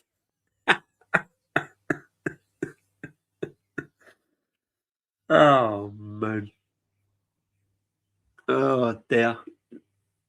Rodgers is a brilliant player, isn't he? Saddest thing here is that we consume our nerves for nothing. Arteta will leave if he doesn't win anything. The true headache will come if only he wins a cup. Then you'll see true. Yes, good point. It's a good point. See, the thing is, right, I think the Arteta fan club. Listen, I want Arteta to win. Of course I want Arteta to win. I want Arsenal to win. You know. But that'll be an interesting thing. If Arteta does win an FA Cup or Carabao Cup, and then the following season he wins nothing, what happens then? What happens then? Interesting. Because you'll be expecting more, wouldn't you? If he wins an FA Cup or a Carabao Cup, the following season, you're expecting him to go on and win more. Champions League, Premiership. And then if he wins nothing the following season, what do? You'll probably still have fans go, yeah, but he won us the FA Cup and Carabao Cup. You've got to give him another 5 years. I've got to, you know, I need new posters. These ones are getting old on my bedroom ceiling. Timber is fucked to me. Big up DJB. Keep up the good work, my friend from Ireland. Big up, my friend. I'm trying to keep it going. I'm trying to keep chatting to my good chats and my good friends and everything. I'm trying my hardest. But no, listen, people. We're going to have to come to a wrap. I didn't think I'd be going for 2 hours tonight. I've got to be honest with you, people. But let's sum it up. I think we're getting away with it a little bit, as it says in my title. I still don't think we're free flowing. I'm not seeing the football I was expecting to see at the start of the season. I was expecting to see a lot better football than what I'm seeing. It's worrying to me that we're not putting teams to bed and we're not getting rid of teams easily. We're struggling. I'm still having to sort of, you know, bury my face in my hands at certain points of the game. There's still a lot of players to me that are not showing the consistency I was expecting. I'm really disappointed with Gyökeres as a player and the way he's been, the way he's fitting into this system. And so there's a lot of things I'm concerned about. However, there's a lot of things I'm happy about. We're top of the Champions League. We're top of the Premiership still. And we're still, you know, we're in the Carabao Cup semi-final. So I'm happy on that front. I was just expecting a little bit more, people, you know. I'm just a little bit worried. I'm still worried there's signs of last season there and the season before that. There's still a lot of them signs going, you know. Now, following this season needs to be one of the big ones because players mentally will not be in the excuse anymore for me because they've tasted main silverware. Let's hope so. Carl Walsh, my friend. How you doing, my friend? Happy Christmas, DJB, my friend. Happy Christmas. Season's greetings to you as well, Carl Walsh. All the time. Big up, my friend. And Happy New Year to you and your family. And bless to you. Bless, my friend. People, sorry to remind you, Arteta still has one more year left on his contract. He isn't leaving. Suge, I think you might be right, my friend. I think you might be right. I was in the mindset that if he don't win anything this season, they'll get rid of him. And that still might be the case. But I think they'll wait till the end of his contract. The more I think about it, he'll find a way to wangle another year, won't he? He'll come out. I mean, he's coming out with stuff in the press conferences now, and he about injuries, and he's wording it as if it's some sort of miracle that they're there. Oh, it's a miracle where we are. Absolute miracle where we are. Really? It's a miracle where Aston Villa are, to be honest. How they started the season and where they are now. There's your miracle. Not where £1 billion Arsenal are. I don't like all this, what he comes out with in the press conference. I wish he'd just shut his mouth up. There we go. Look at that. Look, the shark. Look, David Raya had more touches than our striker. You know how mad that is. I know. People don't want to see these things. Declan Rice was one of our most creative players today. Calafiori gets the freedom of North London every time he plays, and he plays left back. He gets more freedom than Eze and Gyökeres. It's just crazy, isn't it? They're just facts. They're just facts. We're doing predictions tomorrow. We're doing a sit-back session. We're doing a Sunday sit-back section tomorrow night. We'll get into predictions tomorrow night. We'll get into team line. We'll get into the lineup for Tuesday. And we're asked to chat. We're asked to chat tomorrow what concerns. What's your main concerns? And, if you know, and we'll go on the Carabao. We'll have a little chat about the Carabao Cup semi-final. Carl Walsh. Yeah, Carl Walsh is back on the scene, brother. Big up to you. Absolute legend, Carl Walsh. Absolute legend. Eddie, what did you make of today, Carl? I thought it was...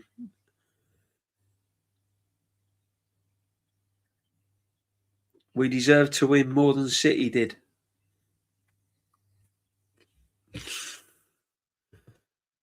Yeah, I mean, on the whole, we probably might have deserved to win. But the fact of the matter is, you know, we're not convincing, are we? Don't you want more? I want more, Johnny. I want to see more. I want more. I'm sorry. I just want more. And I'm not all I can see it going wrong. I'm not positive. I want to be positive. I want to come out of there. I want to be bouncing out the Emirates. Can't wait to get back. Can't wait for the next game. Can't wait. You know? He's not hungry, DJB. I don't know.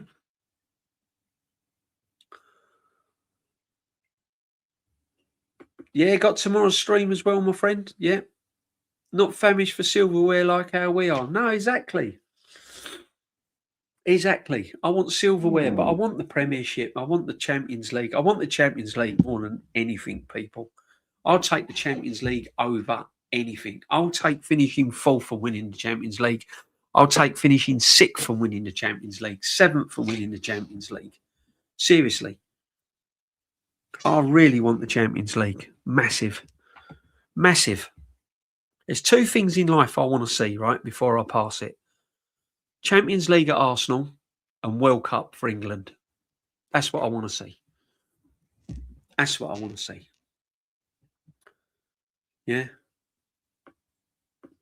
And the ultimate goal would be to have Ireland, Wales, Scotland all in the quarterfinals and the semi-finals of the World Cup. Imagine that. And England. And England going on to win it, obviously. But wouldn't that be a great thing? Imagine that. Imagine that. That'd be amazing, wouldn't it? DJB, I think we've been rubbish to watch all season. Yeah, I agree, mate. I've got to agree. I can't disagree with it. I want a lot more, mate. So do I. 100%. This is what I've been saying. This is what I've been banging on about. Gyökeres is not the answer. No, I hear people saying we're not feeding him. I just think he ain't good enough. Winning nothing, bro. Carl, my man. I'm with you. I don't mean to be cruel on Gyökeres. I've tried to give him the benefit of the doubt. It's probably the system. It's probably the way we play. The club don't suit him, but he ain't good enough. Sometimes when things ain't going, you make your own luck and you make your own play, don't you? I'm looking at his all-round play, Kyle, and he looks poor. He really does look poor, Gyökeres. He really does. When I've seen men like Frank Stapleton's, Alan Sunderland's, even your Charlie Nicholas's and all of that, I mean, he looks, honestly, he does. He looks bad. I mean, he's bad. Really. I'm sorry. I'm sorry if people disagree with me. Gyökeres looks bad.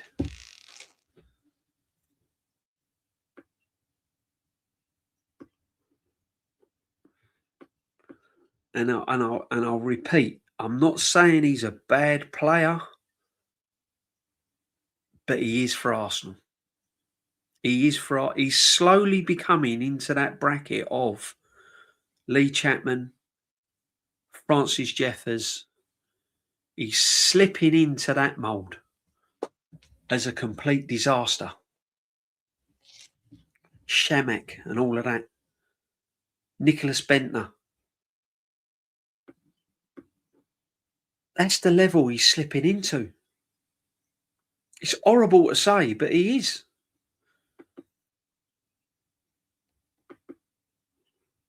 My big concerns mentally of a group of players and management all included. Yeah, it is a mental thing. When you haven't won anything, it's mental. Guardian of the Galaxy, hi fam. How you doing, my bro? I hope you're well. I hope all the family's good. Season's greetings and all of that. Happy New Year. Not only Gyökeres, Saka is also horrible. Yeah, Saka's just not gone up another level. Saka's just a very, very good player. He's just not gone up a level for me. I thought Saka would have gone up levels by now. And if he's in, for me, a player improving should be on more goals and more assists, and I'm not seeing it. I'm not seeing it. He reminds me of Shevchenko when he went to Chelsea. Nothing is falling his way. The assembled, honestly, great comparison. Gyökeres and Shevchenko, yeah. Who's the other one? Who's the other one that went to Chelsea from Liverpool? The Spanish guy, wasn't it? Scoring goals for fun at Liverpool. Absolute baller of a striker. Went to Chelsea, looked awful. Oh, bloody hell. Blonde-haired fella. That's it. Torres, Fernando Torres. Let's have your Gyökeres comparisons. I'll tell you what, before we go tonight, right, people, let's have your Gyökeres comparisons, right? So we've got Shevchenko, Torres. If you can think of anything else, put it in the chat. Very similar. Very similar. Yeah. Lee Chapman. I'm going back a few years, but Lee Chapman, scoring goals for fun at Leeds, highly thought of striker.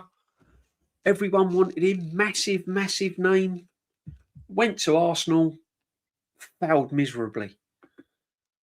Cole, DJB Gyökeres and Sesko were two biggest strikers in world football in the summer. For me, that sums up the world football at this moment in time. It's terrible to watch. Massive, mate, you're right.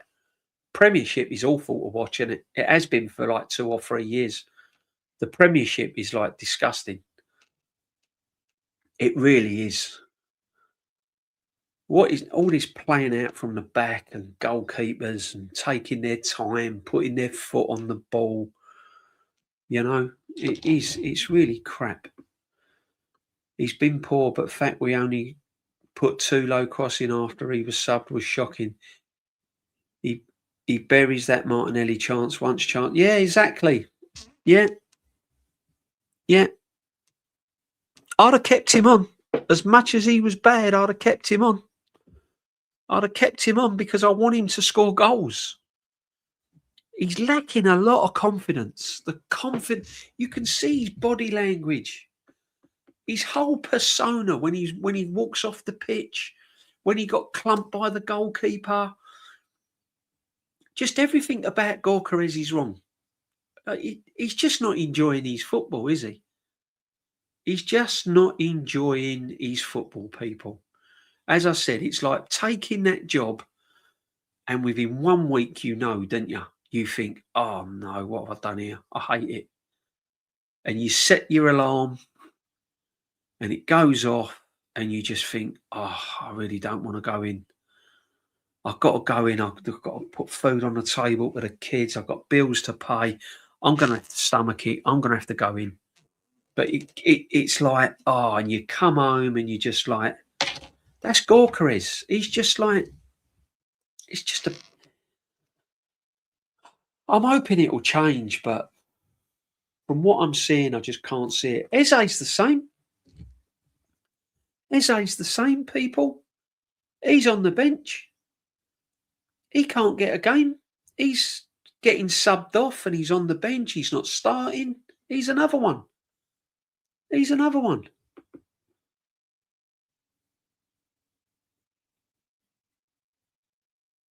Yeah, it is panic. He panicked today. Couldn't wait to get Gabriel on when they scored. Couldn't wait to get him on. Could not wait to get him on.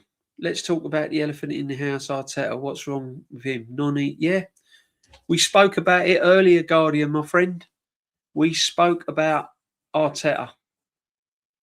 We know, don't we? We all know the real problem. We all said it at the start of the season. This manager could have prime Ronaldo, prime Messi, prime Zidane, prime this, prime that, and he would find a way to kill him. Name me a striker that he hasn't smashed to pieces at this football club. And who's really come on levels under this man? I mean, I'm talking about levels, right? Who has come on absolute leaps and bounds at this football club under this manager? Martinelli hasn't. He should be way ahead of everyone now. Trossard hasn't. Jesus hasn't. Saka hasn't really reached mega levels under this football manager. Odegaard's hit and miss. He's levelled out. He's plateaued. He's stayed the same. Declan Rice, is he really scoring lots of goals? And Declan Rice is just Declan Rice. He was playing like that for West Ham. It's just that he never got spoke about because it was West Ham. You ask any West Ham fan, and they would all turn around and say, Declan Rice, that's exactly how he was playing. It's just that because he was playing for West Ham, no one really spoke about him. He's probably improved a little bit, but nothing major. He's probably improved Gabriel.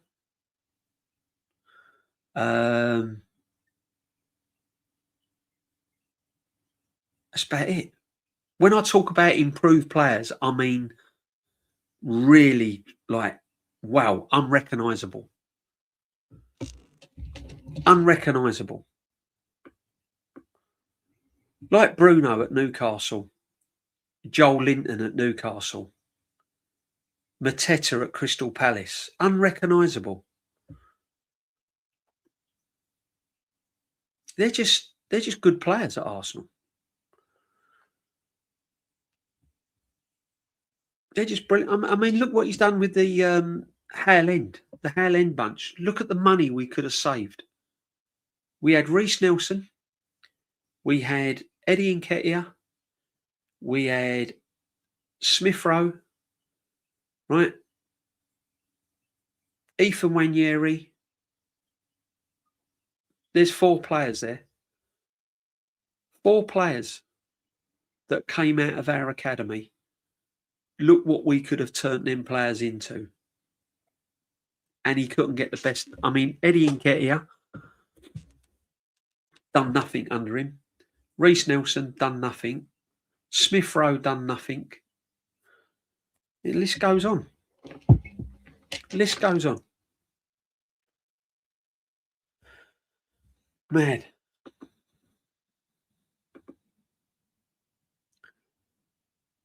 Evan was playing for Man United yesterday. Good player. Could have done with him today. What happened to that Salmon? That young kid Salmon? Why didn't he play then at right back today? Weren't he on the bench? I can't remember. I don't think he was.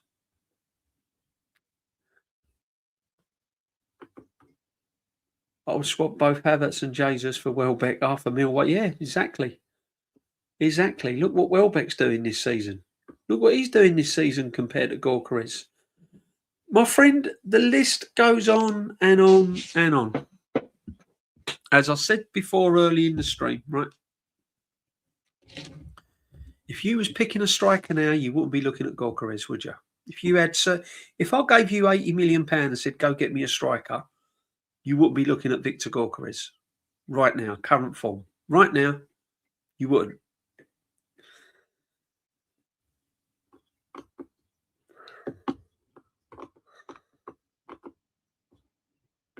Shame, really. Was Gabriel supposed to be back this early? He's doing it again, panicking. It is panicking. Only time will tell with Gabriel. If Gabriel comes back and pulls up, you'll know. You'll know. Well, you'll know. Welbeck, yeah, he's got more goals than Jesus. Jesus has been a flop as well, hasn't he? Let's be honest. You've had little moments with Jesus, but he's been a flop, hasn't he? Absolute flop. And the issue is not inverting Jinko plays like an inverted creative winger and fed Gorkarez constantly. The system has to be built to feed the centre. Exactly. 100% Lux. I said at the start of the season, you've got to build the team around Gorkarez. You've got to change the way you play. If you don't change the way you play, Gorkarez will look bang average. I said it on the 12th Man. I've said it on Lee's channel. I've said it on Aaron's channel. I said if you don't change the way you play tactically, Gorkarez will look bang average or worse. And he's looking bang average and really bad. Really bad. No, seriously, I don't want anyone to tell me that Gorkarez is doing okay and he looks okay and he's doing this and he's doing that. He doesn't. He doesn't. And I'll say it again. It's not his fault. He's not a bad player. It's just that this football club does not suit him and he's looking poor. DJB, do you think Saka will ever hit the heights of Giggs or Bell, or is this now his ceiling? Stano, that's it. Saka's plateaued out. Saka will never be in the league of Giggs and Bell. Not now. Not now. Unless he changes football clubs, but he won't be in the same league as Giggs and Bell. But Stano, do you see that comment there? There'd be people in the chat turning around and saying he's better than Giggs and Bell right now. That's the sort of madness you have to deal with when you're talking football. When you're looking at proper football players, you'll have people come in the chat and go, what you on about? Saka's better than Giggs and Bell now. They've probably never even seen prime Giggs and Bell play. But that's the sort of people that will come in the chat and put a comment in about that. I've had people tell me that Zubimendi is better than Paul Scholes.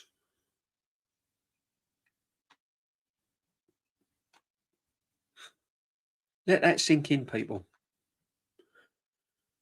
You don't know what you're talking about. Zubimendi is miles better than Paul Scholes. Okay. Go ask Thierry Henry, one of the first players he would put on his team sheet, who he'd like to play with. Pause.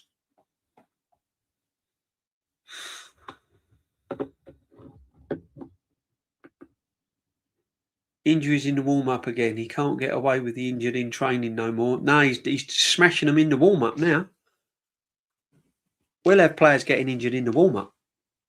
Do you know what? It won't be long before we have players walking down a tunnel getting injured. Very unlucky. And he was walking down the tunnel and he got injured. We've probably got players' wives injured. Win the dog's injured. Friggin' Milkman's injured. He can't even get milk. The manager is ruined for himself and he's even aware of it. Just everything, honestly. The manager is crazy work. Johnny D notes, Saka ruined the play. Gorkarez did the right run. Saka is the one who's messed it up. Yeah, exactly. See, the problem is, right, Guardian, yeah, is that when people watch football, they watch the ball. They don't, they're not watching what's going on. So when the ball's with Saka or when the ball's with Odegaard, I don't look at the ball being with Odegaard, what Odegaard's doing. I'm looking at who's making the runs in front of them. So I'm looking at Gorkarez and I'm going, right, go on, give him the ball. Look at the run he's made. He ain't got a defender around him. Pass him the ball, but oh no, he's gone square. Right, go on, Gorkarez is through. He's through. He's made the run. Oh no, he's laid it square. That's all I'm doing all game. All game, I'm going, get the ball out. Oh no, he's passed it backwards. Come on, move the ball quicker. Oh no, he's slowing it down. That's all I'm doing. Big up the Suge, my friend. Havertz stats, 152 Premier League games for 41 goals. 83 games in the hashtag 9. 9 for 30 goals. Do I need to continue with this bollocks? No, Sue, you certainly don't, my friend. You don't need to continue at all. The facts are all there. Havertz will be starting for Arsenal Football Club very, very soon. He cannot wait to put Havertz on the field of play. You can't wait, mate. You cannot wait. Gyökeres is still our number 9. I mean, I'm saying Gyökeres is really, really poor because he's at Arsenal under Arteta. I'm not saying Gyökeres is a bad player. Let's get that right. But in an Arsenal shirt, at the moment, you've all got to admit Gyökeres looks a flop. It's like when Torres went to Chelsea. Yeah. It's the same. Shevchenko, Torres, he's in that bracket at the moment. However, I don't want to see Havertz as our main number 9. And unfortunately, it's going to happen. It's going to happen. Smash the likes, people. Make sure that you sub to the channel if you haven't subbed. Why not? And if you're watching it back or you're watching it back later in the day or whatever, because there's nothing on TV, absolutely dog crap that's on TV, so you might as well watch the channels. And you think, oh, I'll have a little cheeky sub. Have a little sub. It costs nothing. It's free. Have a sub. Smash the likes. DJB, apparently Arteta had the players in the training on Christmas Day. Really? Wow. That's crazy work. Big up, Darren. Arteta must go. It's not too late. Dave, the season before Villa. Yeah. See, on a football side of things, Darren, I'm not one for changing the manager at any club halfway through the season, to be honest with you. All right. I don't think it works. I don't think it's ever worked. And I think the damage can be quite catastrophic, right? I know where you're coming from, but changing a manager at any football club halfway through the season, I think normally doesn't work out too great. So, but at the end of the season, definitely, I want to see a new face at this football club. I think I'm tired of him now. I'm tired of him. And I hope he goes out on a high. I hope he goes out on a high, Darren. I'd love that. That would be the ice. What would be the most best thing for me, right? This is what I'd like to see. Arteta going out on a high and winning a major trophy, or domestic double, FA Cup, Carabao Cup, leaving the football club, and someone like Zidane walking through the front door. That's what I'd like to see. Yeah. That to me would be fantastic. New blood, new tactics, fresh face. The players getting their kind of mojo back, different ideas, different way of playing, different way of attacking. Just something different, freshen it all up a little bit, you know? That's what I'd like to see. Bear in mind that when we took over Villa, they were bottom 3. Absolutely. He's done remarkable, Aston Villa. He has done absolutely brilliant with Villa. If Villa qualify for the Champions League next season, the way they started the season, incredible. Join me my stream tomorrow, guys, because I'm talking about whether Aston Villa have got any chance of winning the league. Is it a 2-horse race? We'll talk about it in the sit back tomorrow, people. I'm not going to touch on it now, but tomorrow we'll talk about whether it's a 2-horse race or a 3-horse race. I think Aston Villa are in it personally, but we'll talk about that tomorrow, people. Spot on, DJ. Gyökeres has realised he doesn't even make the same runs he did at the start of the season. He knows Saka won't pass.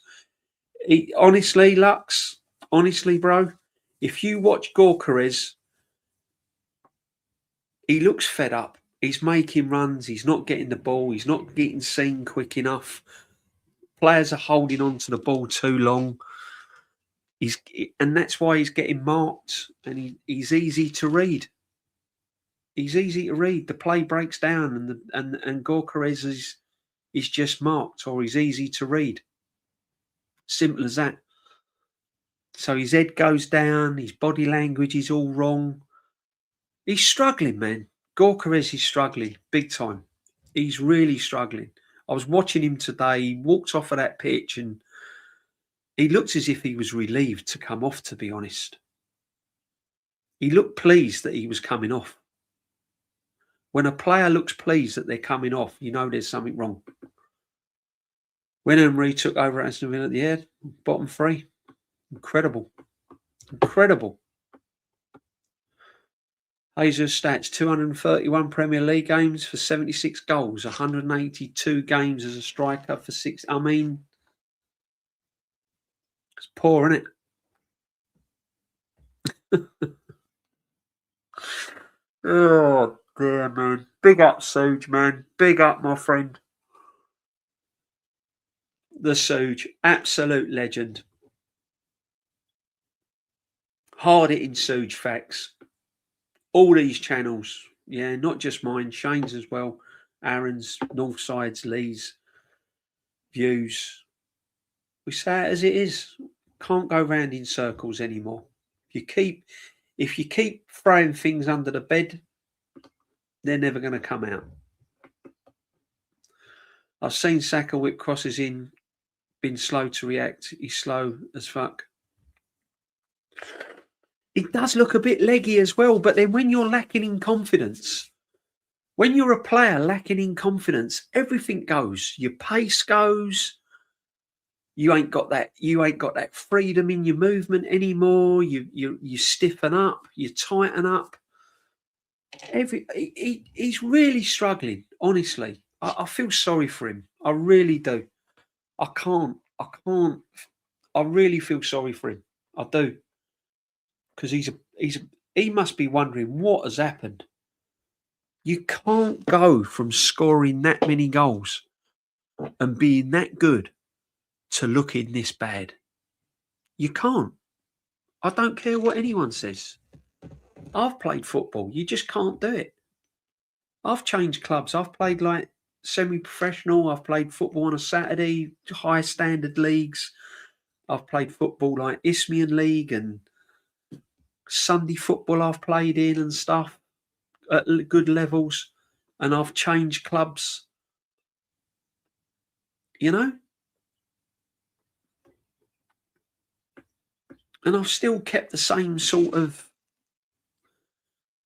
You do. You can't go from being that good to that bad. There has to be an underlying problem. And that is why I say it's the tactics and the manager. I'll tell you what is a giveaway as well, right? When I stay, because I stay to the end of the game and clap them and all that, if they've done well, you know, if they've done shit, I just like, yeah, well done, yeah, 3 points, yeah, bye-bye, right? But I look at the manager and he goes up to Jesus and people like that and he's, I love you, and he's giving them a big hug and all of that. He goes to Declan Rice and hugs them, and he goes to Saliba and all, and Odegaard, he picks him up, and Gyökeres and players like that, he just sort of like pats them on the back and they just walk off. Just pats them on the back. Yeah, well done. Ta-da. Next. Do you know what I mean?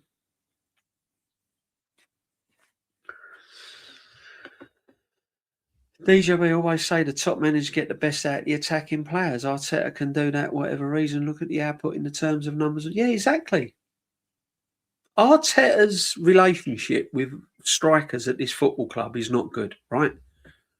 Now, if you think I'm having a dig at Arteta by stating a fact, then fine. Lacazette, Aubameyang, you know? The list goes on.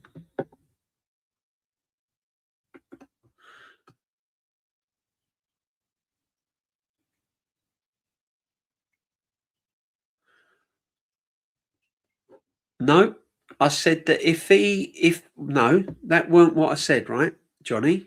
Again, you obviously don't listen to what I say. I said when we were saying about do you think well, at the start of the season on the streams, when they were saying, do you think Arteta will be here Christmas? I said, if we are languishing, right, and I quote, if we are languishing 9 points off the top, or we're in fifth on Christmas Day, fourth or fifth, 12 points beyond off the top, out of the cup, mid-table in the Champions League, then don't be surprised if this manager is not sacked by Christmas. That's what I said, right? I did not say if we're top of the Premiership, top of the Champions League, this manager will be sacked by Christmas.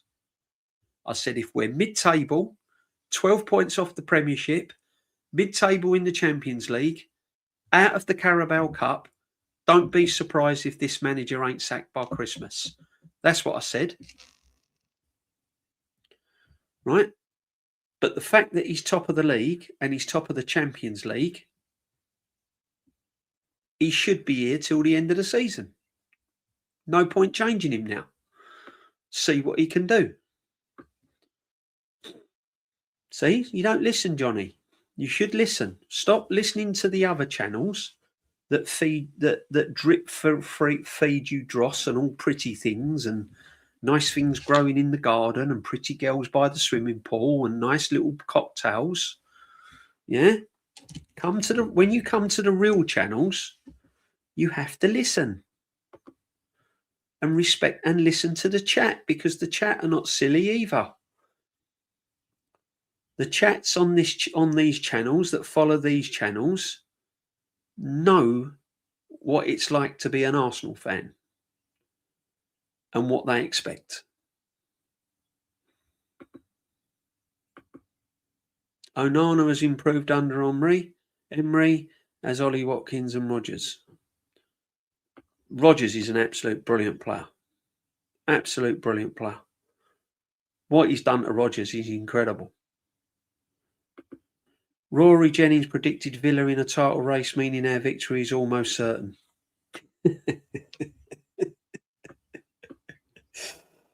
See, the fact that you listen to Rory Jennings, Johnny, tells all the chat all what they need to know. The fact that you even listen to Rory Jennings. How can you be taken seriously what you say about Mikel Arteta if you listen to Rory Jennings? Come on. See, you've got to stop it, you've got to stop it, Johnny. It's no good to you. Arteta has a rigid system. The Gyökeres cannot work. Gyökeres hardly gets a pass, let alone a chance. Listen, he can't even pass water at the moment. Gyökeres, mate. He can't even pass his own dinner. Seriously, dreadful. Our football is hard to watch, so boring. It is. It is tough to watch. And look, NZXL London, right? Big up to you, my friend. Welcome to the community. Make sure you put a sub on it, right? This is all I've been saying. When we were signing all these players and we was getting men like Eze and Gyökeres and players like this, I was expecting to see brilliant football. I was expecting to see more than what I'm seeing now. I wanted to be blown away. And the fact of the matter is, the football I'm watching is in parts worse than last season. And we weren't brilliant last season. And I'm seeing the same again. This is what I'm seeing. I'm seeing it repeat itself again. I'm going to games wondering whether we're going to win, lose or draw. I'm not going to games confident. And I want to go to games feeling confident. And that's where I should be now. 6 years in with this manager and the players we've signed and the money we've spent. I should be going to games full of confidence. And I'm not. And I'm not.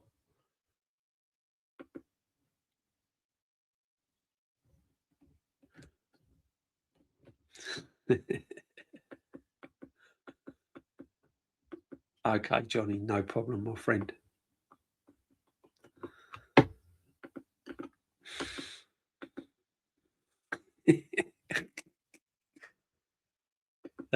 There.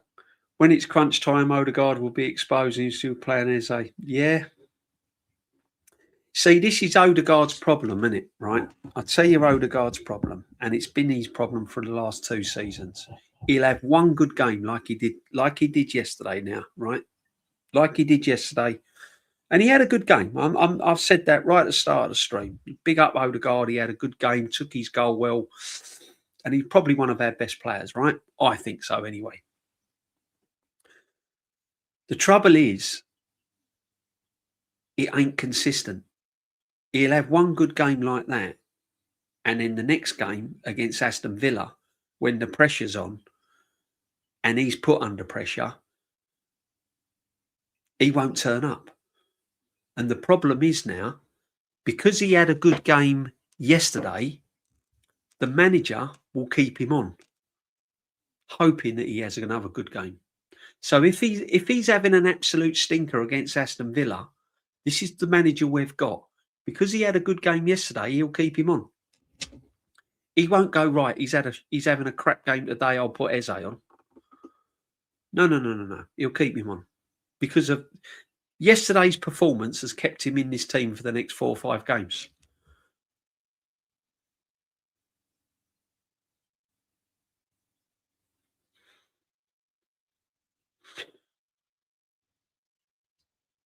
Facts, Petroni, my friend.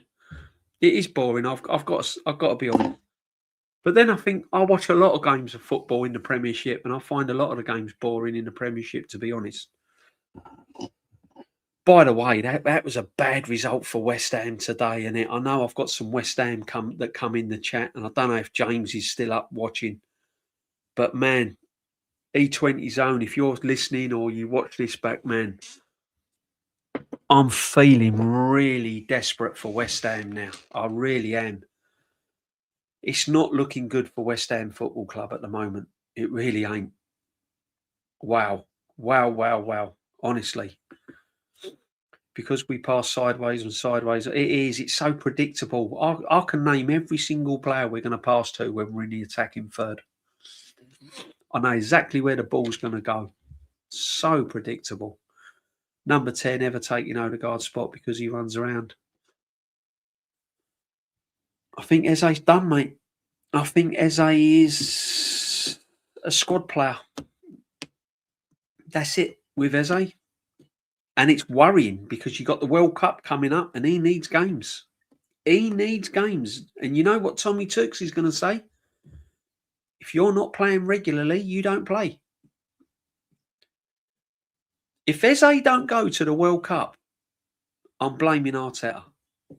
Because if Eze was at Palace, he'd be going to the World Cup. Now, anyone can tell me I'm wrong. But these are the facts. If Eze is at Crystal Palace, he's on that team sheet to go to the World Cup. Right now, he's a maybe. He's a maybe.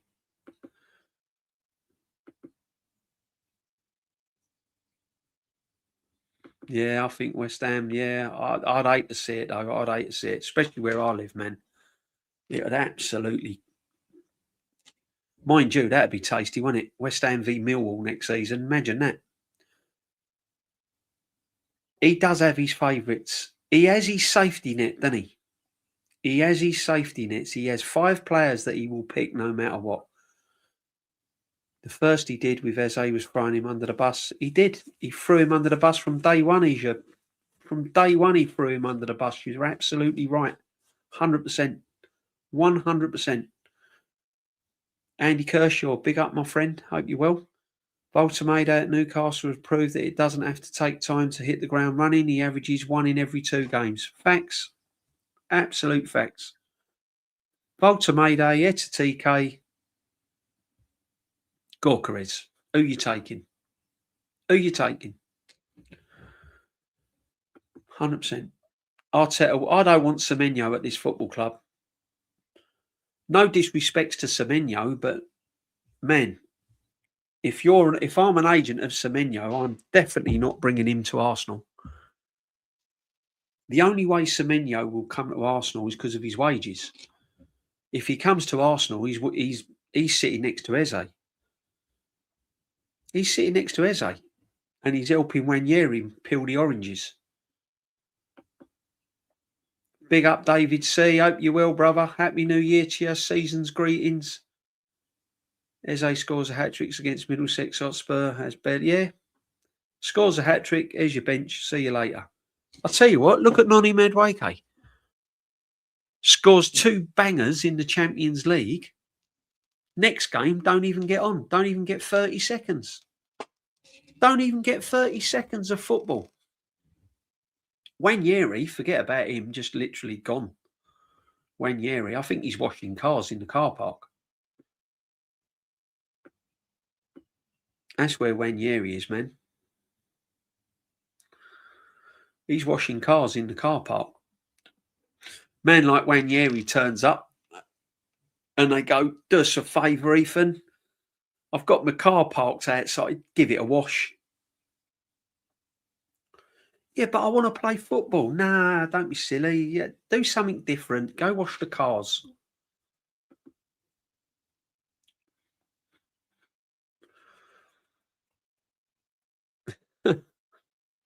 No, Eze started 2 of the 3 games after Tottenham. He had stinkers. No, see, the problem is, Johnny, right? You're saying he had stinkers because you know Arteta wants Odegaard to play there. So as long as Arteta's happy with Odegaard playing now, you will say Eze will have stinkers. Yeah? That's the real fact, isn't it? Let's get it right. Odegaard's your man because Odegaard is Arteta's man.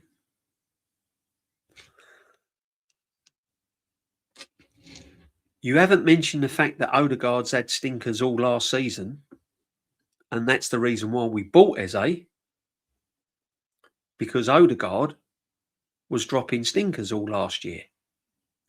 Now, you haven't mentioned the fact that's the reason why we bought Eze. See, you come in with something, you got to be prepared to have the answer, my friend.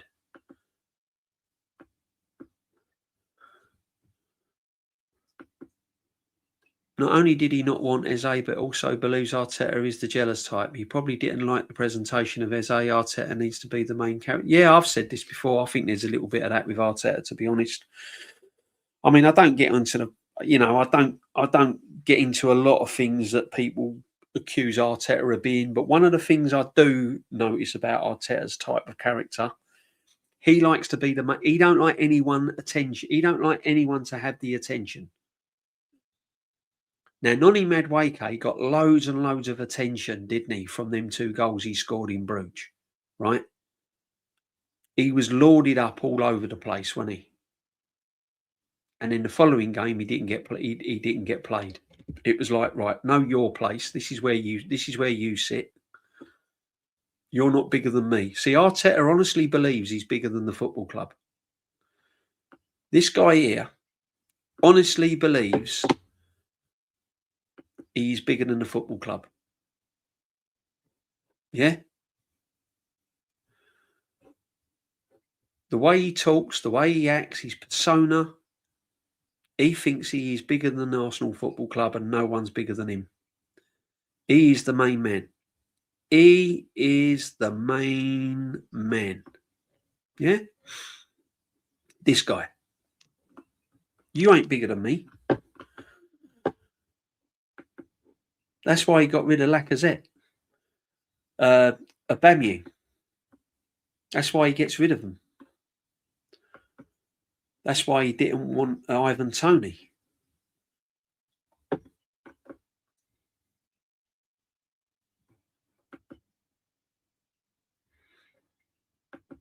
crazy. But people, we will see. We will see. But I'm going to leave you with this. I honestly think we're getting away with it at the moment. I don't think we're firing on all cylinders. It's not the season I expected when we signed all these players. I thought the football would be a lot more better. I've not seen a vast improvement of style of football. And you know what I mean by a vast improvement. Smashing teams, playing wonderful free-flowing football. I've not seen that. I was expecting to see that. I suppose it's like when you buy a car and you're expecting it to perform a certain way, and when you get on the motorway, it doesn't perform. You're a little bit disappointed with the car you've bought. Bit like Arsenal this season. I'm a little bit disappointed with the style of football, considering the players we've bought. I was expecting more from Gyökeres. I was expecting more from Eze. I was expecting more from Zubimendi. And the list goes on and goes on and goes on. However, we are top of the league. I don't know how, but we are. And we are top of the Champions League. We've got bigger games to come. There's still a long way to go in the season. And teams are starting to hit form. Villa are looking good. Liverpool are starting to play well. Man United will be there or thereabouts. So we'll have to wait and see. We'll have to wait and see. So anyway, we'll do the Sunday sit back tomorrow.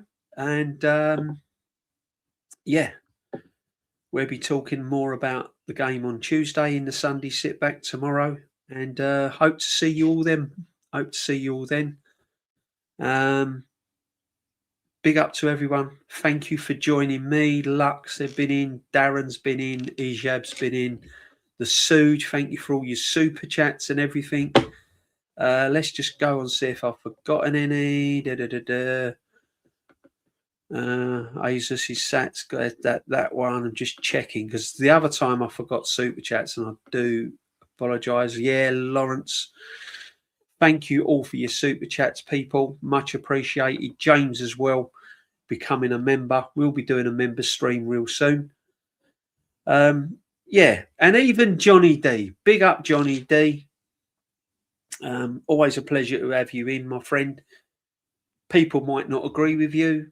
You might not agree with everyone, but listen, that's what the channel's all about. You haven't got to agree with everyone. Said it from day one when I started my channel. As long as it's clean, as long as it's tidy, as long as it's not abusive, offensive, and at the end of the day, we're all Arsenal fans. We all respect one another. There's a lot of love around, people. There's a lot of love around. So long may that continue. Bless all your family. Happy New Year to you, if whatever you're doing. And if you're new, put a sub on it. Smash a like on the channel as well.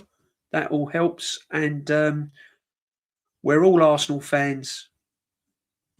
And do you know what, right? When I know I'm going on a bit here, but when I started this channel, right, I didn't start it to become divided. It was like me versus you or you versus me and all of that. I started it to bring a community together, and I started it to sort of just give something to the chat and the channel and everything, and just talk football. Yeah. And I'd just like to think that we're adult enough to have differences, but all want the same outcome. And the outcome we all want is Arsenal to be successful.